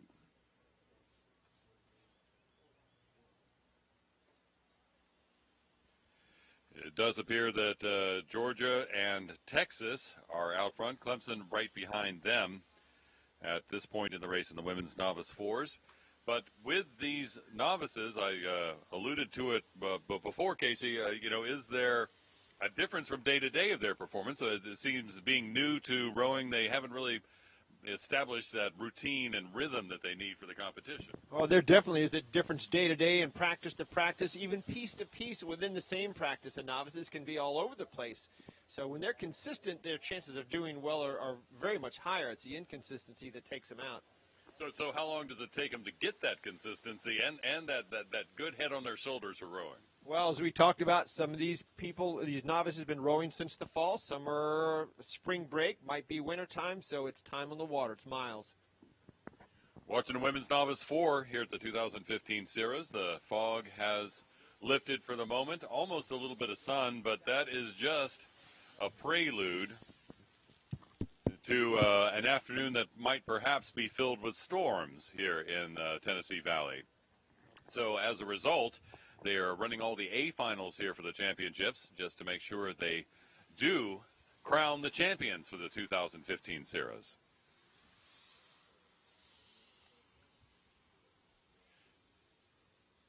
And here's still fairly even, though it does appear that the fast race is in the center there. I'm liking Clemson. Yeah, I was going to say Clemson looking very strong. It looks like it is Clemson and Georgia that are doing the best at this point. Does appear that the Wichita State boat is not that far off either. Yeah, them being in lane 6 again, not your exact chevron here, although Clemson in lane 2 is the leader here. So lane 2, lane 3, and then you go back over to the far side of the course on our side. Wichita State might be vying for one of those third spots here. Emory and Texas trying to stay in the mix there in those near lanes. In the far lane, in lane 1, Liberty is it does appear from this angle to be slightly behind, but look at Clemson. Clemson looking very strong in the women's novice 4A final as they hit that 1,500-meter mark. We know we're in our third 2,000-meter race for these novice women, and the second half of these races, especially after that many races, it can really tell on your legs. Your legs can turn to like rock. They don't want to move anymore. So we'll see what happens here. Well, that plus, quite a long day at the regatta yesterday. And weather delays today might have thrown off their rhythm just a little bit. But Clemson looking very strong here in the women's novice 4 races. The men's novice 4s right behind them, already on the course, already about 200 meters in the men's novice 4s. But Clemson looking strong. And what were you saying yesterday about the proper term from the Henley? Easily, yes, easily. Easily, at least at this point. But novices, still a lot of water. They're just still reaching for those red buoys with about 300 meters to go.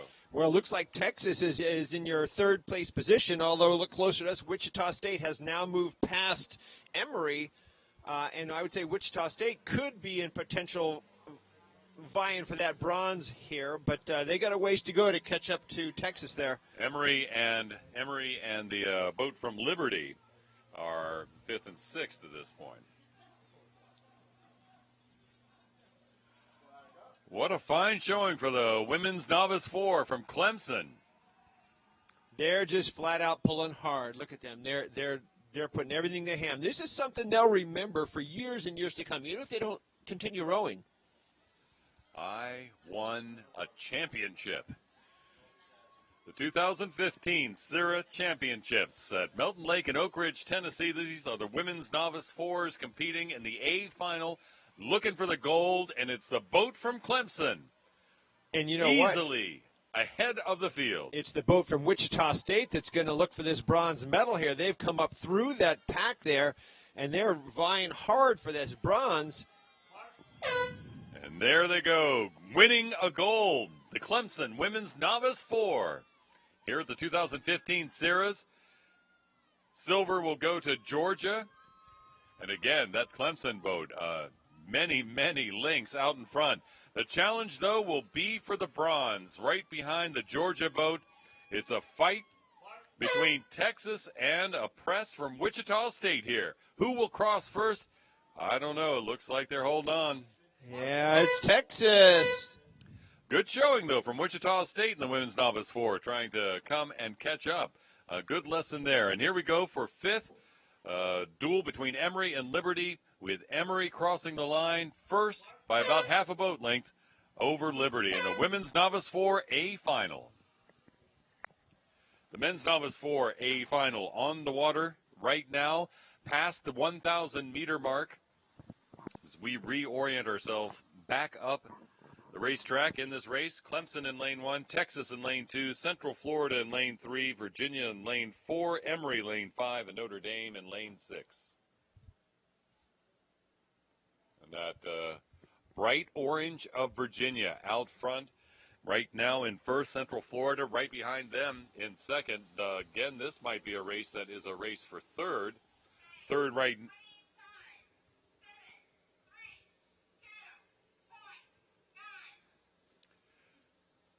So again, Clemson, Texas, Central Florida, Virginia, Emory, Notre Dame, Virginia in front, Central Florida in second, and it might be at Clemson out in lane one in the bronze medal possibility right now. I see a three-boat. The only one I see back a little bit is lane 2 Texas that might not be in contention for that one of those medals, but lane 1, 5, and 6 all look like they're right level for that bronze medal. The two leaders, unless something happens, should come through with this. That's Virginia and Central Florida. Yep. 500 meters from the finish of the men's novice 4, the championship A final here at the 2015 SIRAs. Right now, Virginia in the lead with Central Florida right behind. Inside of 300 meters to the finish line. Men's novice 4s, that means these are relatively inexperienced rowers. Only been rowing for a short time. So here's their first big competition. And Virginia's men's novice 4 is trying to win handily as they have an open water lead over that second place boat from Central Florida. And the boat from Central Florida doing very nicely there. Indeed. So for third, that will be the fight. Notre Dame and Emory, yes. Emory looks like they had that edge. I don't know if they can hang on to it. Notre Dame has typically come on hard in these last sprint meters. And as a matter of fact, they start sprinting right now. First glimpse of that red buoy, and they have just... I think they just took it from them. I think they did. But out front, it's Virginia's men's novice 4. And I think Emory responded for that third position. Little jump by Notre Dame to do that, but Virginia's going to come across first. Back to that second place position is Central Florida. Dead even for bronze, though. Notre Dame and Emory, the Emory boat, seeing the charge from the Fighting Irish. It is Notre Dame by a bow now. And long power. It's not always the faster you row. A lot of times it's the harder you row, and it is Notre Dame winning the bronze, and the men's novice 4, Emory in 4th. Clemson in 5th. And Texas in 6th.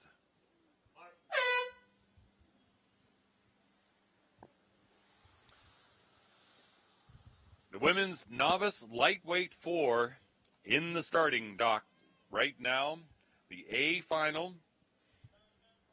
This is the final of the sweep. No, excuse me. I was going to say there's a possibility of pairs, the smaller boats after this, but this is the last of the A finals with the bigger boats. The women's novice lightweight 4. Lightweight in SIRA, 135 pounds or less. Now, we have not put any other boats out on the water for a little while, so this could be our last one in the morning unless we make a change to our schedule.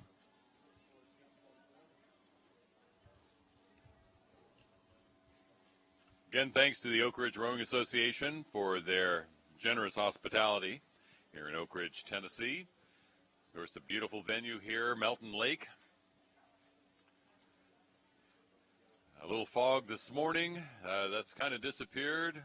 Sky brightening to our south, but I think that's a little bit misleading.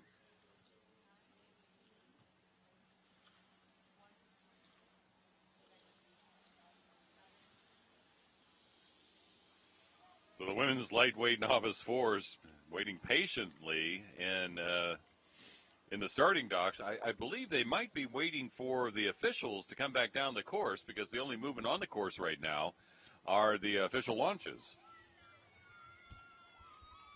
As you can see from your picture on the screen, they are heading back down towards that start.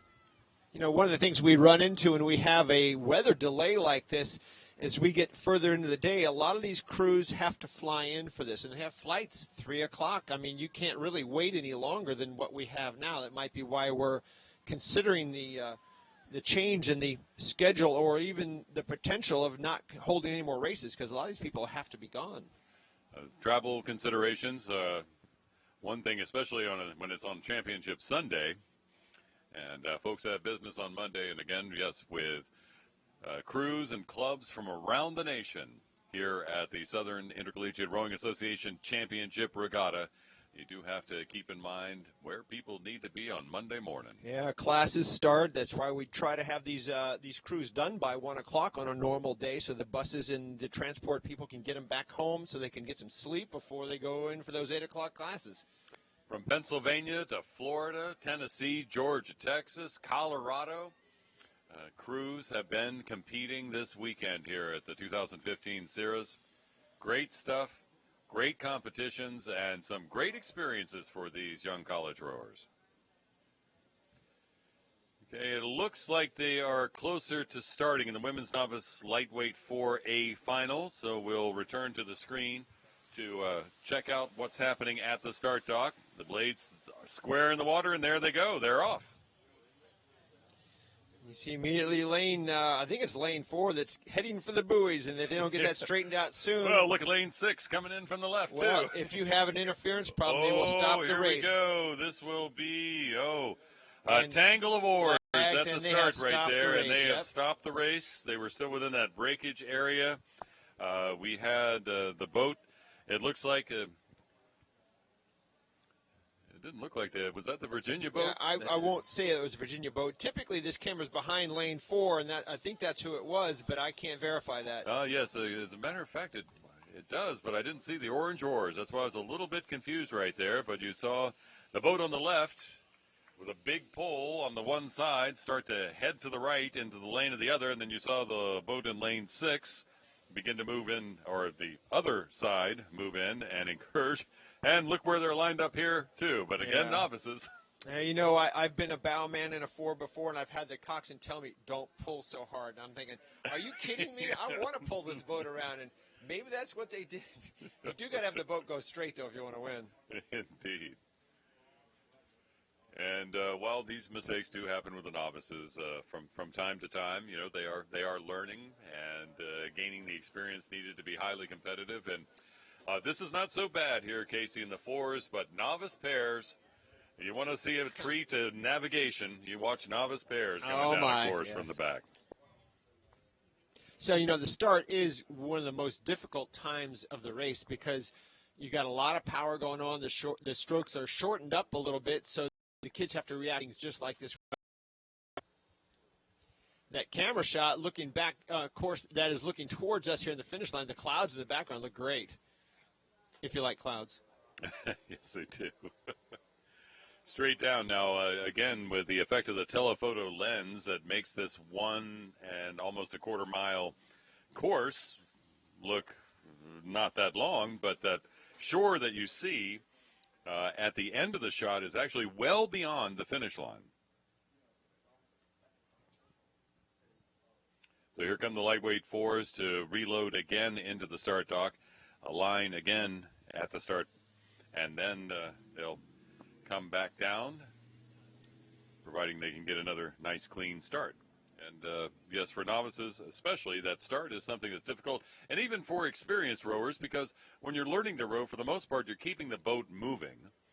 And that first time you pull into a start dock and have to sit there and be patient and try to keep the boat set and balanced while you're waiting for the alignment and waiting for the start judge, that can be quite trying. And then, as you said, getting that boat moving, that first stroke is very crucial.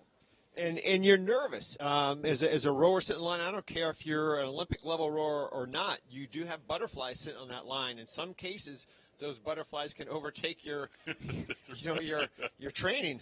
Your brain just screams, go! And you try to just go. And at that time, you try and suck your stomach back down where it belongs, right? Exactly right. So here they are backing the boats back into the start docks here at the 2015 SIRA Championships, the Women's Novice Lightweight 4A Final. What might be our final A final of the day, due to changes in the schedule due to weather. Now, it looks nice. now, and you see those clouds and a little bit of sunshine at the end of the course. However, there are other storms in the Tennessee Valley heading in this direction, and that has brought up concern among the organizing committee, and they are figuring out what to do with the competition. And that's always hard, on an organizing committee and the people that run the regattas, the referees. You look at this, and the coaches look at this, oh, my gosh, how come we just can't keep going? But the propensity of things coming in, we have to have time for these crews to get off the water to safety, and that's the time frame we're looking at. And quite a busy body of water when it comes to having these races running every 7 or 8 minutes, that you have a lot of boats, a lot of people on the water, and for safety purposes, getting them off, since they all have to land at a dock. If you have 40, 50 boats out on the water at a given time, trying to get all those people off the water efficiently is very difficult, and you can't do it in a timely manner when lightning is striking. Well, that's true, and these crews and coaches are given instructions prior to the regatta as to what to do in the case of a weather problem. In the case of lightning or something like that, where do you go? Are you close enough to the embayment to get your boats back to the docks? Are you in the middle of a race? Are you down at the starting line? So you have to look at the nearest spot to go to that's safe to get off the water. And safety is the key word here. While they want to make sure the game is played fairly, you also want to make sure that the participants are safe, and that's the job of the U.S. rowing referees. Thanks to all those referees and officials putting in their time this weekend for the 2015 SIRAs, making sure that these young competitors have a level playing field and are safe while they play and compete. And you had mentioned the other day, Mark, that this is the 47th year of SIRA. And that's pretty amazing. I will say that our chief referee, Sam Dempsey, has been our chief referee for 25 years. For many of you out there who rode here 25 years ago, our chief referee today is the same one we had back then. And congratulations to Sam for such an exemplary chief refereemanship here. 47 years. Boy, twice as old as I am. And women's novice lightweight 4 making Willie Black choke here in the finish tower. The women's lightweight novice 4A final at the 2015 SIRA Championships, back in the starting dock after an interference at the beginning in the earlier attempt at a start. The lineup again, it is, that's why I was doing it wrong. It was Purdue in lane 2, Tampa in lane 3, Georgia in lane 4, Chattanooga in lane 5, Clemson in lane 6. And here we are getting adrift. I think it was a Georgia boat that had the big pull that pulled them off and into the lane for UT Chattanooga. And then while they were trying to dodge the Georgia boat, Clemson was coming in from the other side, and that's why this race was stopped, brought back. I'd say realigned, but if you look on the screen, you can see they're still aligning the boats right now. Well, and I think I was doing the same thing. We were wondering why we weren't seeing orange blades there. And it's because Virginia's not in this race. There's a good reason for that. But Purdue, Tampa, Georgia, UT Chattanooga, and Clemson, the championship final for the women's novice lightweight 4 in the starting dock. Blades in the water. Now, Georgia would have gotten a warning with that. If they have another incident, is it possible they could be excluded? What do the rules say? I read each of these regattas has what they call a regatta brief that tells you, keeps you informed about what's going on. Look at this shot here, Casey. As you look over the heads of the boat from Tampa, you see a little bit of fog creeping in on the left side of your screen. Okay. Quite an interesting day here today. Blades square in the water. And there's a debate between, there we go. Look at Georgia, a little more careful this time. They're on the right-hand side of the screen. Yep. And they're off. The A final for the women's novice lightweight 4s. No navigational issues this time. All the boats in their lanes. All the boats moving nice and straight. And look, Clemson appears to have gotten a nice little jump, perhaps taking advantage. That was UT Chattanooga got a nice little jump, no doubt, preying on the hesitation, if you may, of the two boats that made a mistake the first time. Well, exactly. I mean, that it is a reason to have an advantage there, knowing the other boat to be a little bit hesitant to do the same mistake again, so you could take advantage of that off the start. Tampa, watching them off the line there, they had nice blade height off the water. They were hitting the water together, so I'd be looking at that Tampa boat to be a factor here, see if they settle down in their body of their race at a good rate, and can they stay with Chattanooga. We'll see again for the qualification for this race. The fastest boats are put in the center, lanes 3 and 4. So in this case, that would be Tampa and Georgia being the fast boats. UT Chattanooga and Purdue, Clemson, all in their qualification. Here we go with the ref, the directing. As you can see on the Clemson. Right, Clemson again, wandering out of their lane. Clemson across the buoy line into the UT Chattanooga lane. Back in now, you don't have to stay in your lane. You just can't interfere with the other boats. You could go outside, but you just can't interfere with the other competitors. Well, look at Clemson now as they shoot across their lane, and it's called overcorrecting, but it's hard when you get flagged like that as a coxswain. It's like you're scared to death. You want to get out of there as fast as possible, and every time that referee raises that flag and throws it your way, it's like, oh no, it's me. Oh no, it's me. And your stroke oar's probably yelling at you too if you're the coxswain or the bowman. If that's another thing. If the bow or coxswain, you can't see that guy. You see a little bit of a correction in the UT Chattanooga boat, too, as they were beginning to drift over towards Georgia. And, again, you saw them begin to turn and center themselves in their lane again. So the women's novice lightweight fours on the course, Purdue in lane 2, Tampa in lane 3, Georgia lane 4, UT Chattanooga in lane 5. And the Tampa Blade coming off the start looked really good. The UT Chattanooga blade work also looked very good. And if I had to call those two boats now, I'd say they're definitely were in front of Georgia at that beginning there. Georgia having a little bit more trouble with their balance, if you will. Explain the balance of the boats for any novice parents that might be watching right now. You say balance the boat. How do you balance the boat? Try walking a tightrope with a balance beam that's broken in the middle. That's how you do it? Mr. Willendo will tell you all about that, right? He won't do it. Got to have a balance beam that's connected, and that's what you try to do. You try and have the oar handles all in the same plane in order to keep the boat level. But if they're not in the same plane, the boat can't stay level for long. So the balance beam you're thinking about there is the balance beam is going across the boat, not the length of the boat. That's correct. That's what Casey's saying. Balance beam, not in terms of what your feet would be on, like in the Olympics, but a balance, what do you call it, a balance bar, or what you hold in your hands on a tightrope? Mm-hmm. Yes. Past the halfway point in the 2,000-meter race for the women's novice lightweight 4 here at the 2015 SIRA Championships. They had a false start as these young rowers were having fun trying to control their boat. It was the boat from UT Chattanooga that had been encouraged upon by Georgia and Clemson, so they went back and started it again. And I think that the UT Chattanooga boat took advantage of the hesitancy on those other two crews because it is UT Chattanooga that looks like they're out ahead at the halfway point.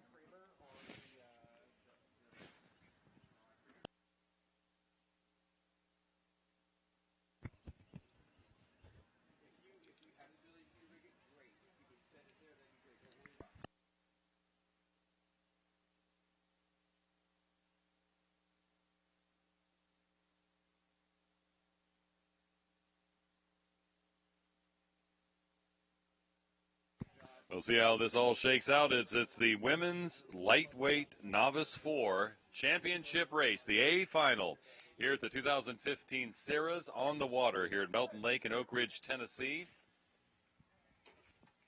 What could possibly be the last A final of the day due to weather considerations, but I am neither a regatta official nor do I play one on the live video stream.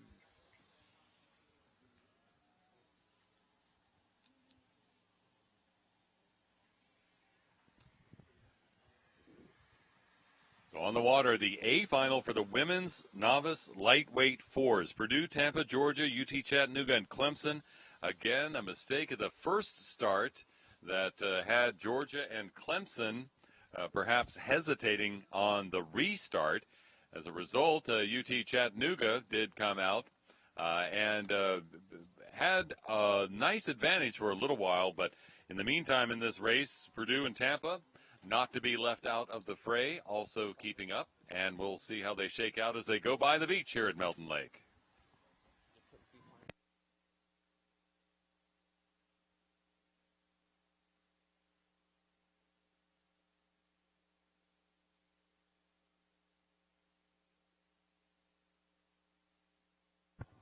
.500 meters to go. Looks like a battle between UT Chattanooga, Purdue, and Tampa. They're the ones in the lead. Georgia, who made that mistake with a too strong start and trouble with a course correction, is now just behind the field. And Clemson, who had been struggling with directional issues from the beginning, is now trailing the field. Early on, too, we were talking about the Chattanooga-Tampa boats. We never saw the Purdue boat over there on the far side. Maybe it was fog, maybe just camera angles, but now look at Purdue. Lane 2, showing them the way, although they have a ways to go here, and they're not in the gold medal position yet, although they have a lead going into these red buoys.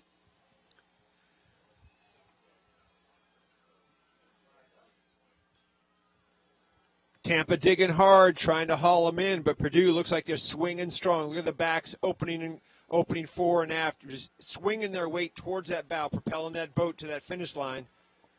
UT Chattanooga, Purdue, Tampa out in front. Georgia about a boat length behind them. Several boat lengths back to the Clemson Tigers in lane 6. Purdue swinging that boat towards the finish line, the championship of the women's lightweight novice fours. Tampa trying to haul them in. They got about 100 meters to go, maybe 150. It's a half a boat difference between Tampa and Purdue. Purdue in the lead. By half a boat length right now, but that lead being threatened by Tampa as they stroke towards the finish. UT Chattanooga's in third right now. Georgia just off their stern. Purdue, these young rowers trying to keep it together at the end, and it looks like they will. It's Purdue crossing the finish line, followed by Tampa in the women's novice lightweight fours. Here comes UT Chattanooga for the bronze, with Georgia crossing in fourth.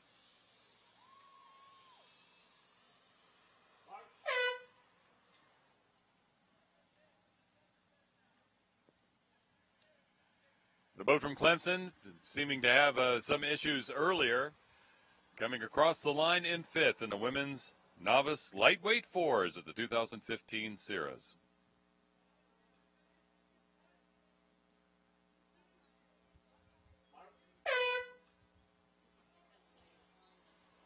All right, and Mark, as you are standing here watching boats come out of the embayment, it appears that the race committee has allowed or allotted the safety mechanisms here and said we are okay to go. And so we're seeing 8s come out, we're seeing 4s come out. These will be the B-level finals or petite finals, the small finals. Those are for places 7 through 12 in the championship event here today. So it'll take some time for those boats to make their way back down to the start, so we'll take a pause in this live coverage of the 2015 Southern Intercollegiate Rowing Association Championship Regatta at Melton Lake in Oak Ridge, Tennessee. We'll be back as they prepare to race again once they get down to the start.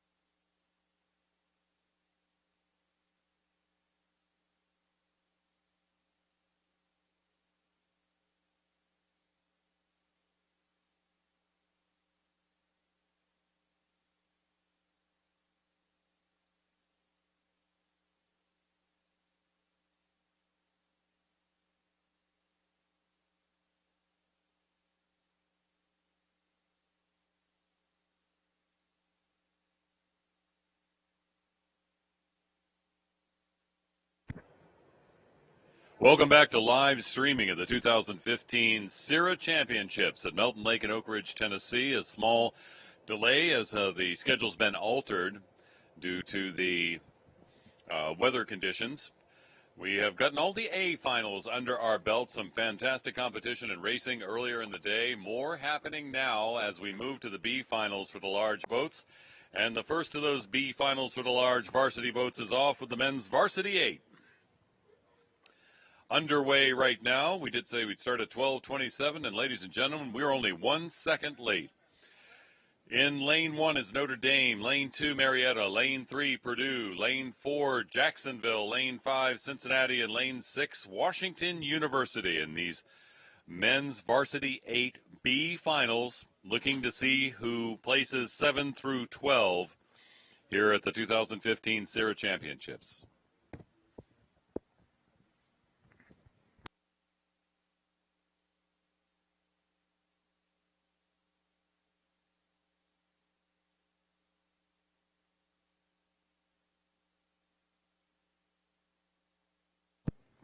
Looking right down lane 4 right there at the boat from Jacksonville. They pan a little to the left. That is Purdue, you see rowing right there.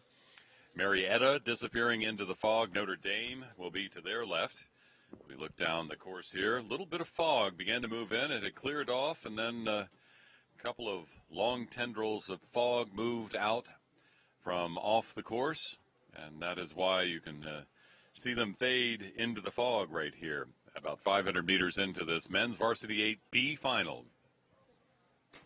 There's the finish tower down there to the right. You see that structure. That is the finish line that these rowers are seeking in the men's varsity 8B final.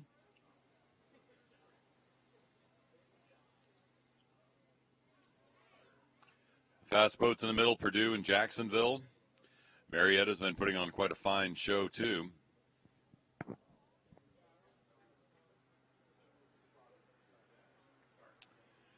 Just to provide you with a little bit of what's up, this is the first of a series of B finals that we will use to conclude the competition for the day. This is the men's varsity 8B final.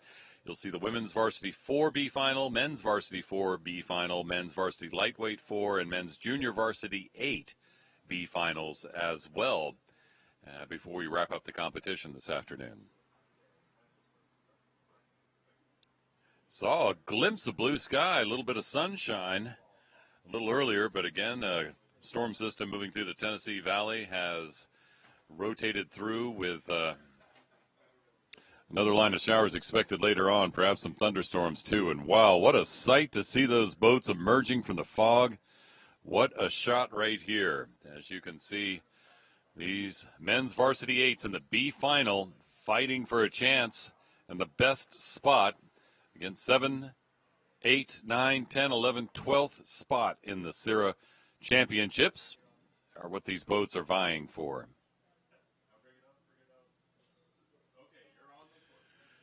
Very tight with Purdue. Actually, it looks pretty tight right across the water there. These boats very close together. As they head towards the beach, a lot of folks are packing up to get ready to go home. Many crews beginning to de-rig and load their boats on the trailers.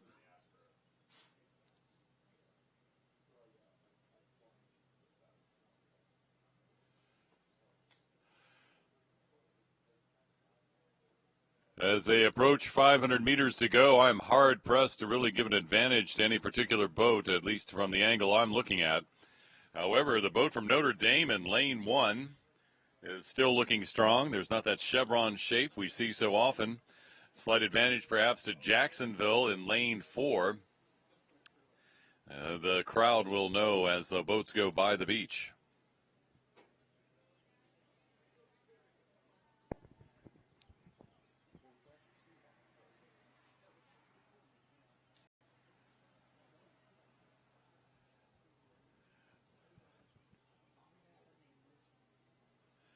That chevron shape beginning to appear again. Look at these boats go. Jacksonville with the advantage right now, tagged by Purdue. Purdue with a very good showing earlier this morning in some of the A finals. That chevron shape coming into shape. In the center, Purdue and Jacksonville battling it out. Third, a fight between, it looks like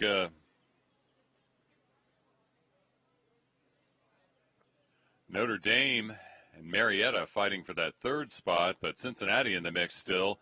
Wash U is the one trailing the field in sixth in lane 6.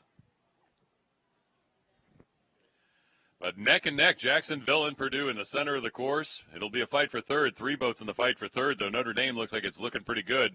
But Purdue and Jacksonville. Jacksonville was hot out of the gates, but they are bow ball to bow ball with just 150 meters to go. Sometimes it comes down to those last few strokes. We'll have to see how they work out. But in the meantime, here comes Jacksonville beginning to pour it on. They are beginning to walk past that Purdue boat. Jacksonville really pouring it on, a seat at a time per stroke. First 2, then 3, 4, 5 seats, 6 seats. It is Jacksonville over Purdue. A fight for third right here, shaping up, and Marietta is going to come in third with Cincinnati in fourth and Notre Dame in fifth. In the meantime, here comes that boat from Washington U in sixth in the men's varsity 8 B finals.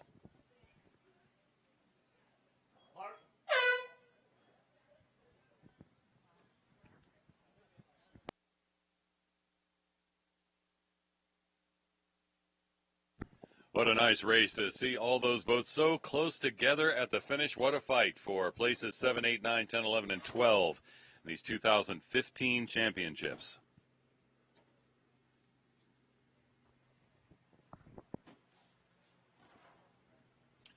Women's Varsity 4 is the next B final that will be coming down the water here at Melton Lake.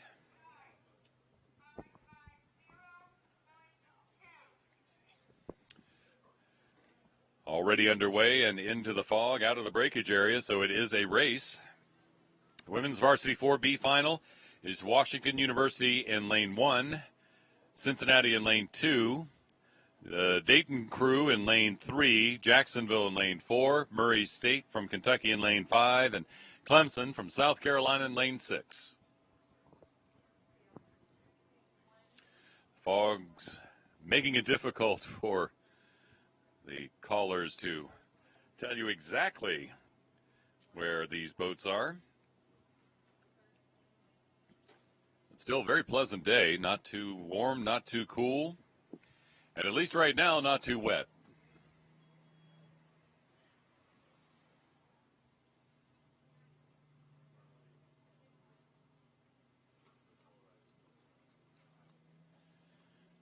The Dayton had a fine showing in qualifying for this B final yesterday. Very nice row for them. Jacksonville and Cincinnati as well, looking strong.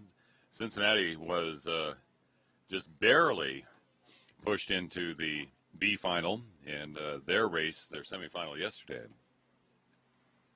Still foggy, but again, out of the mist come the rowers. You can see 5 of the 6 lanes there, but then now only 4 of the 6 is a little bit of fog. The fog seems to be moving in from the far side of the course, the right side of the screen, where you're looking right now or viewing it.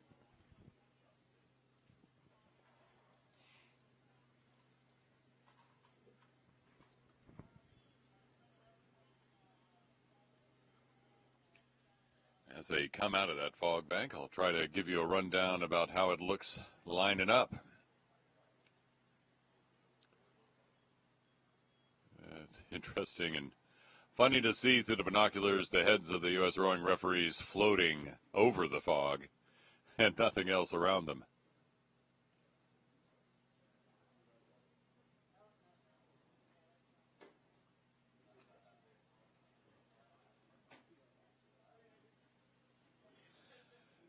Just the refs standing up in the launches, about the only thing visible right now for the spectators on the course here at Melton Lake.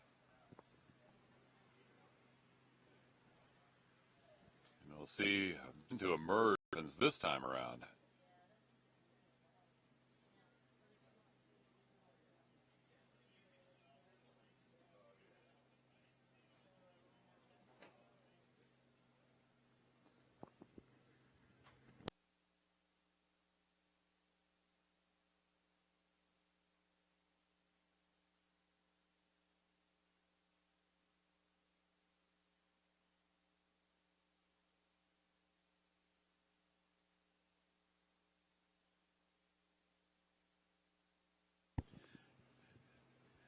Back at the start line, the men's varsity 4B final.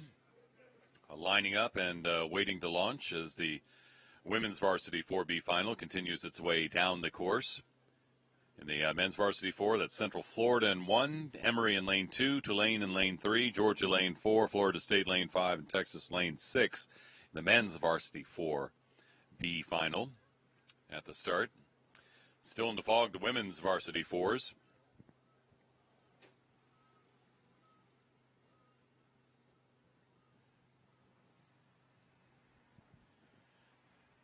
The geese are out voicing the crowd on the beach right now.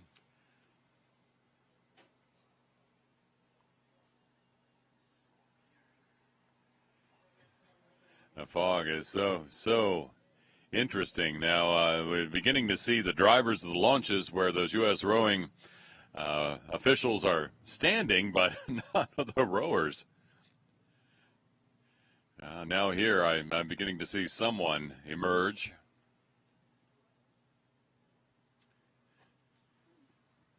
See if I can pick out some colors.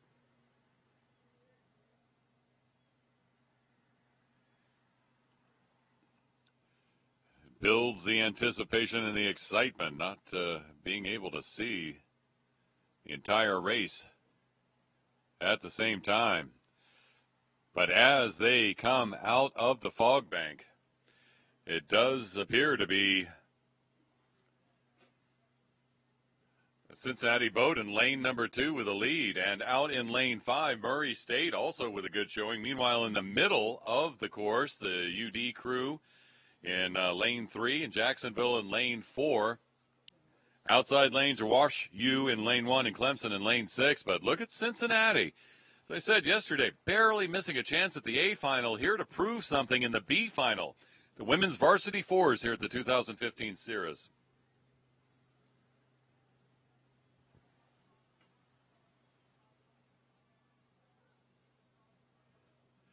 Cincinnati, Dayton, Murray State ahead of Clemson, Jacksonville, and Wash U.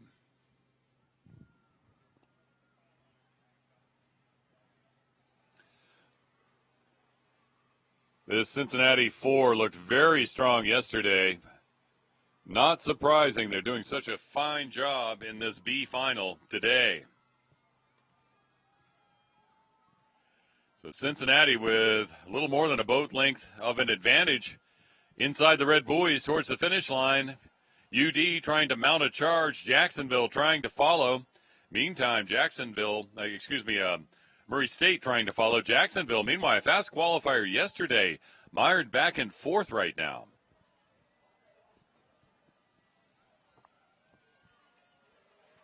University of Cincinnati Bearcats women's varsity 4 at the front of the field in the B final. Here at the SIRA Championships for 2015, stroking towards the finish to win the B final. Here comes Dayton trying to fend off a last-minute effort from Murray State, but it is Dayton in second, Murray State in third. In the meantime, there must be something up with Jacksonville. Here comes Clemson walking up on Jacksonville a mere 100 meters from the end, and it looks like Clemson is going to pass, and Jacksonville right behind, but very close. I can't officially call that one. And here comes Washington U across in sixth in the B final for the women's varsity 4.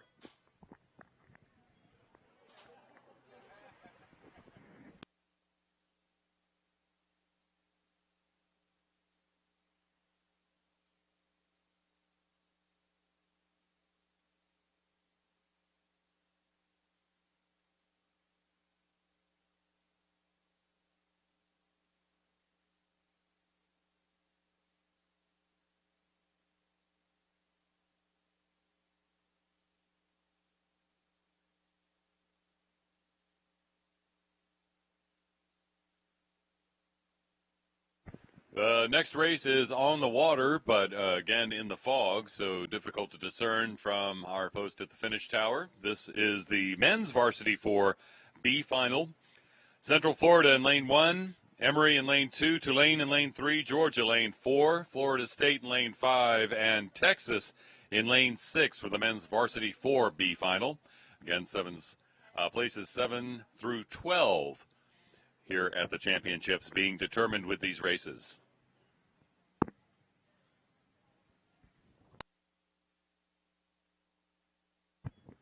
A long look up the course here at Melton Lake. As you can see, the fog changes by the moment.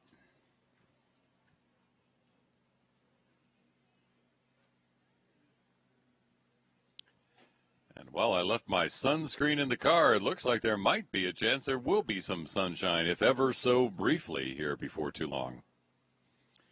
Now, here they come through the fog, and again, it looks like it's lane number 2 that might be in the lead, but we'll have to see how the rest of the boats come out of the mist. That'd be Emory in lane 2 in their white jerseys with a blue stripe. Looks like Georgia in lane 4 might be in the mix as well.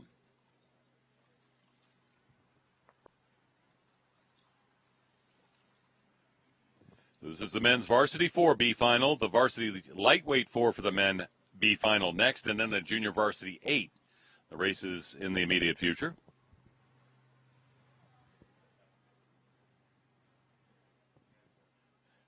Awful quiet on the beach, but I think it's much like my dilemma here and having difficulty actually seeing the boats and where they are relative to each other. So cheers still erupting from the shore. The first out of the fog bank is the boat from Emory. Those white jerseys with the blue stripes. Then lanes 4 and 5. So that'd be Georgia, Florida State battling right there as well. With Georgia looking very much in the hunt to win this B final. The fog bank now even moving closer to the finish line, and here, just as these competitors are about to enter the red buoys indicating the home stretch and the finish of the race, very difficult to see still from the finish tower. But here comes Emory. It is Emory in the lead right now. Georgia right behind them, beside them, beside the Georgia boat, the Florida State boat, 1, 2, 3 right now, with Central Florida in 4th, the Florida State boat the two-lane boat in lane 3 and 5th, and Texas in 6th. Here it comes with Florida State giving Georgia a run for the money. Emory trying to hold on to win the B final, but both the Georgia and the Florida State boats moving up fast. Look at Florida State in just the last few strokes beginning to overtake and pass the Georgia boat. Emory trying to steal, keep fighting them off. And look at that, 1, 2, 3. It was Emory, Florida State, and Georgia by all appearances. And yes, the coxswain in the Florida State boat celebrating. Meanwhile, in 5th, it's Tulane. 6th belongs to Central Florida, and Texas crossing in 6th in the men's varsity 4 B final.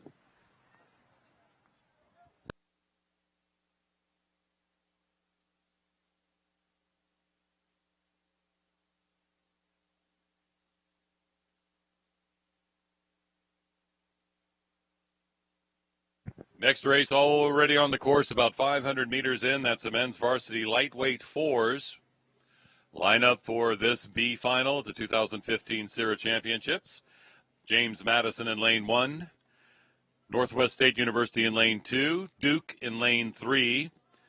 Embry-Riddle Aeronautical University in lane 4. High Point in lane 5. And Berry College from Georgia in lane 6. Looking from the start dock up as this race is approaching the 1,000-meter mark, or the halfway point of this 2,000-meter race. Again, with as many lanes and boats obscured by the moment where the race is.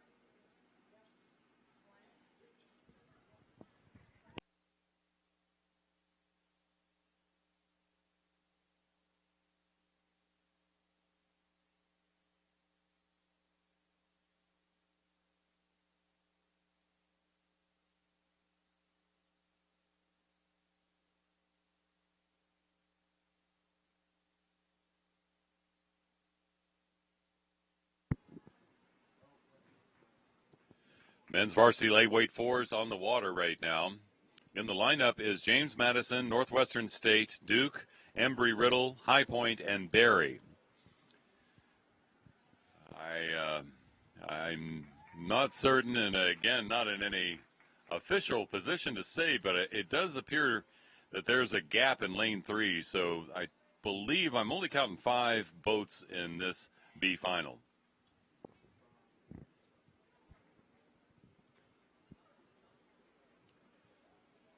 High Point in lane 5. Looks like it is battling with that Northwestern State boat in lane 2. James Madison and Barry and Embry behind that. A little better visibility now. The fog's lifted, or at least shifted down course a little bit.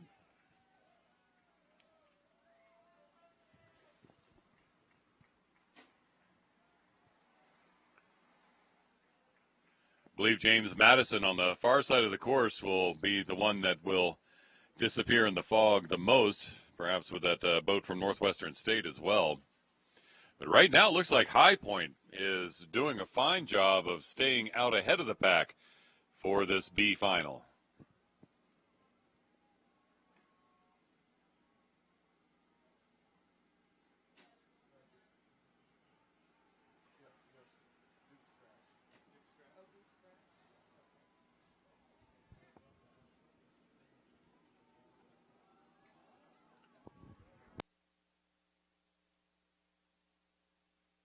And it has been officially confirmed that Duke did scratch from this B final. So only 5 boats in this race, and right now it looks like High Point, no doubt, in that purple boat in lane 5 that is ahead of the field, trailed by Northwestern State, James Madison, and Embry-Riddle. But High Point looks like they're doing a fine job with it. Northwestern State, at least at this point, battling for second, it looks like, with James Madison.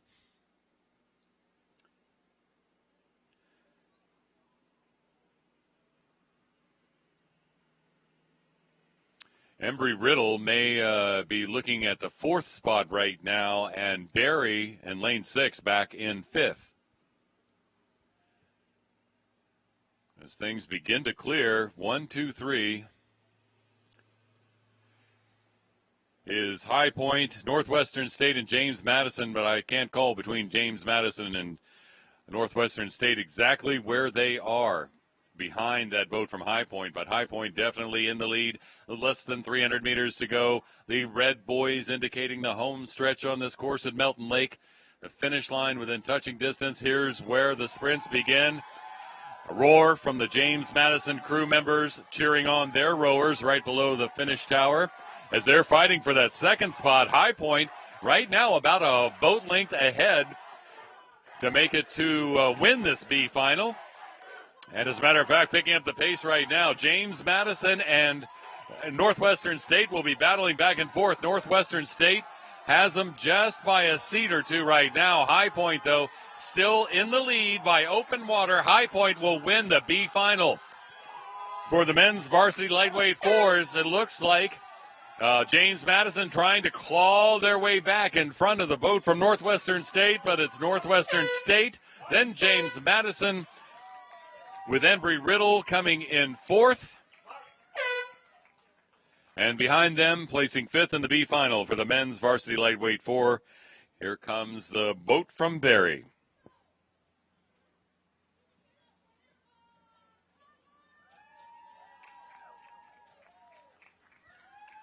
And some good sportsman cheers from the James Madison crew for that boat from Barry heading towards the finish line for 5th place in the B final.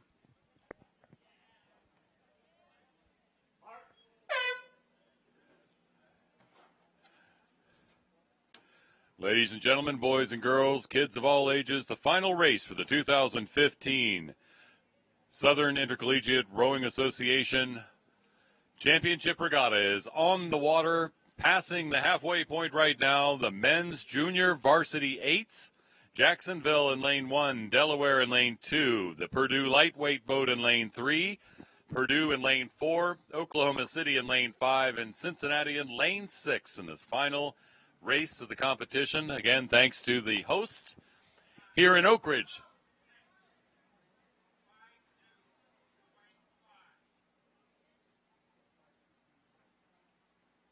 Thanks to the Oak Ridge Rowing Association for their help, to all the U.S. rowing officials and referees working hard all weekend long in many different climactic zones.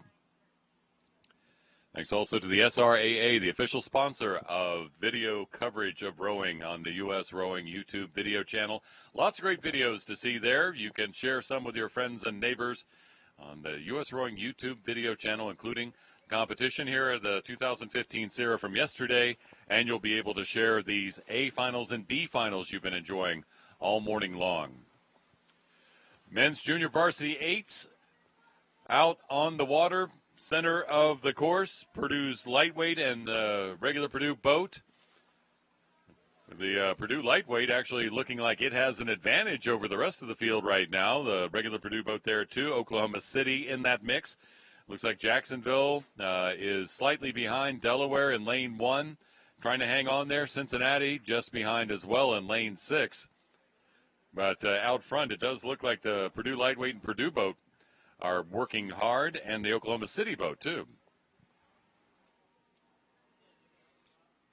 Again, just a little bit of low-level fog, and I can tell you right now, no one on the beach is really seeing much because there's a bank of fog, a thicker bank of fog right there at the edge of the shoreline.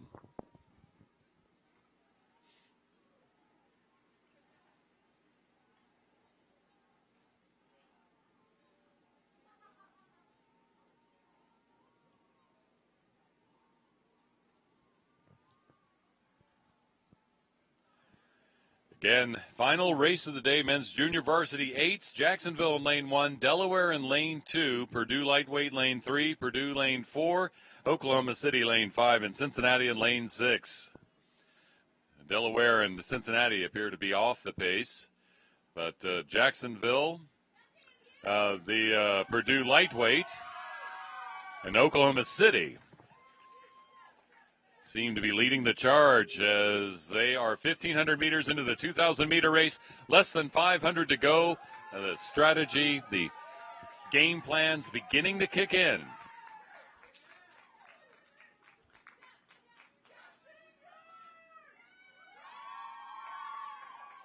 James Madison crew cheering their men's varsity lightweight 4 that just finished their race as they go to the recovery dock.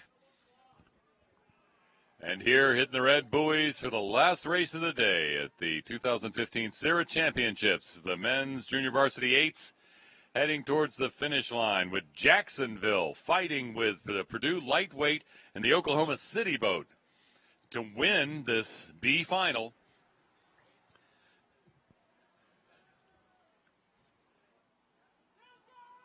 It is Jacksonville, but a big surge coming right here from the Purdue lightweight means Oklahoma City. Jacksonville, here comes the Purdue boat in lane 4 to come in 4th. And Delaware looking to take 5th with Cincinnati trying to catch up. And while Delaware looks like they missed, or at least hitched on a stroke right there, they will still cross the line before Cincinnati for 5th place, Cincinnati in 6th, the men's junior varsity eights. Thank you again for watching live streaming coverage of the 2015 SIRA Championships from Melton Lake in Oak Ridge, Tennessee. Thanks to all the rowers and volunteers, officials, the regatta committee.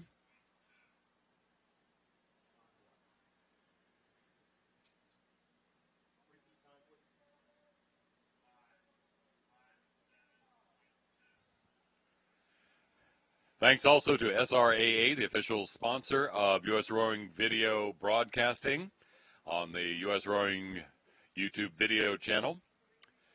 And on behalf of Brent, Brian, Dean, Willie, Casey, I'm Mark. Thanks, travel safe, and thanks for watching the 2015 SIRA Championships.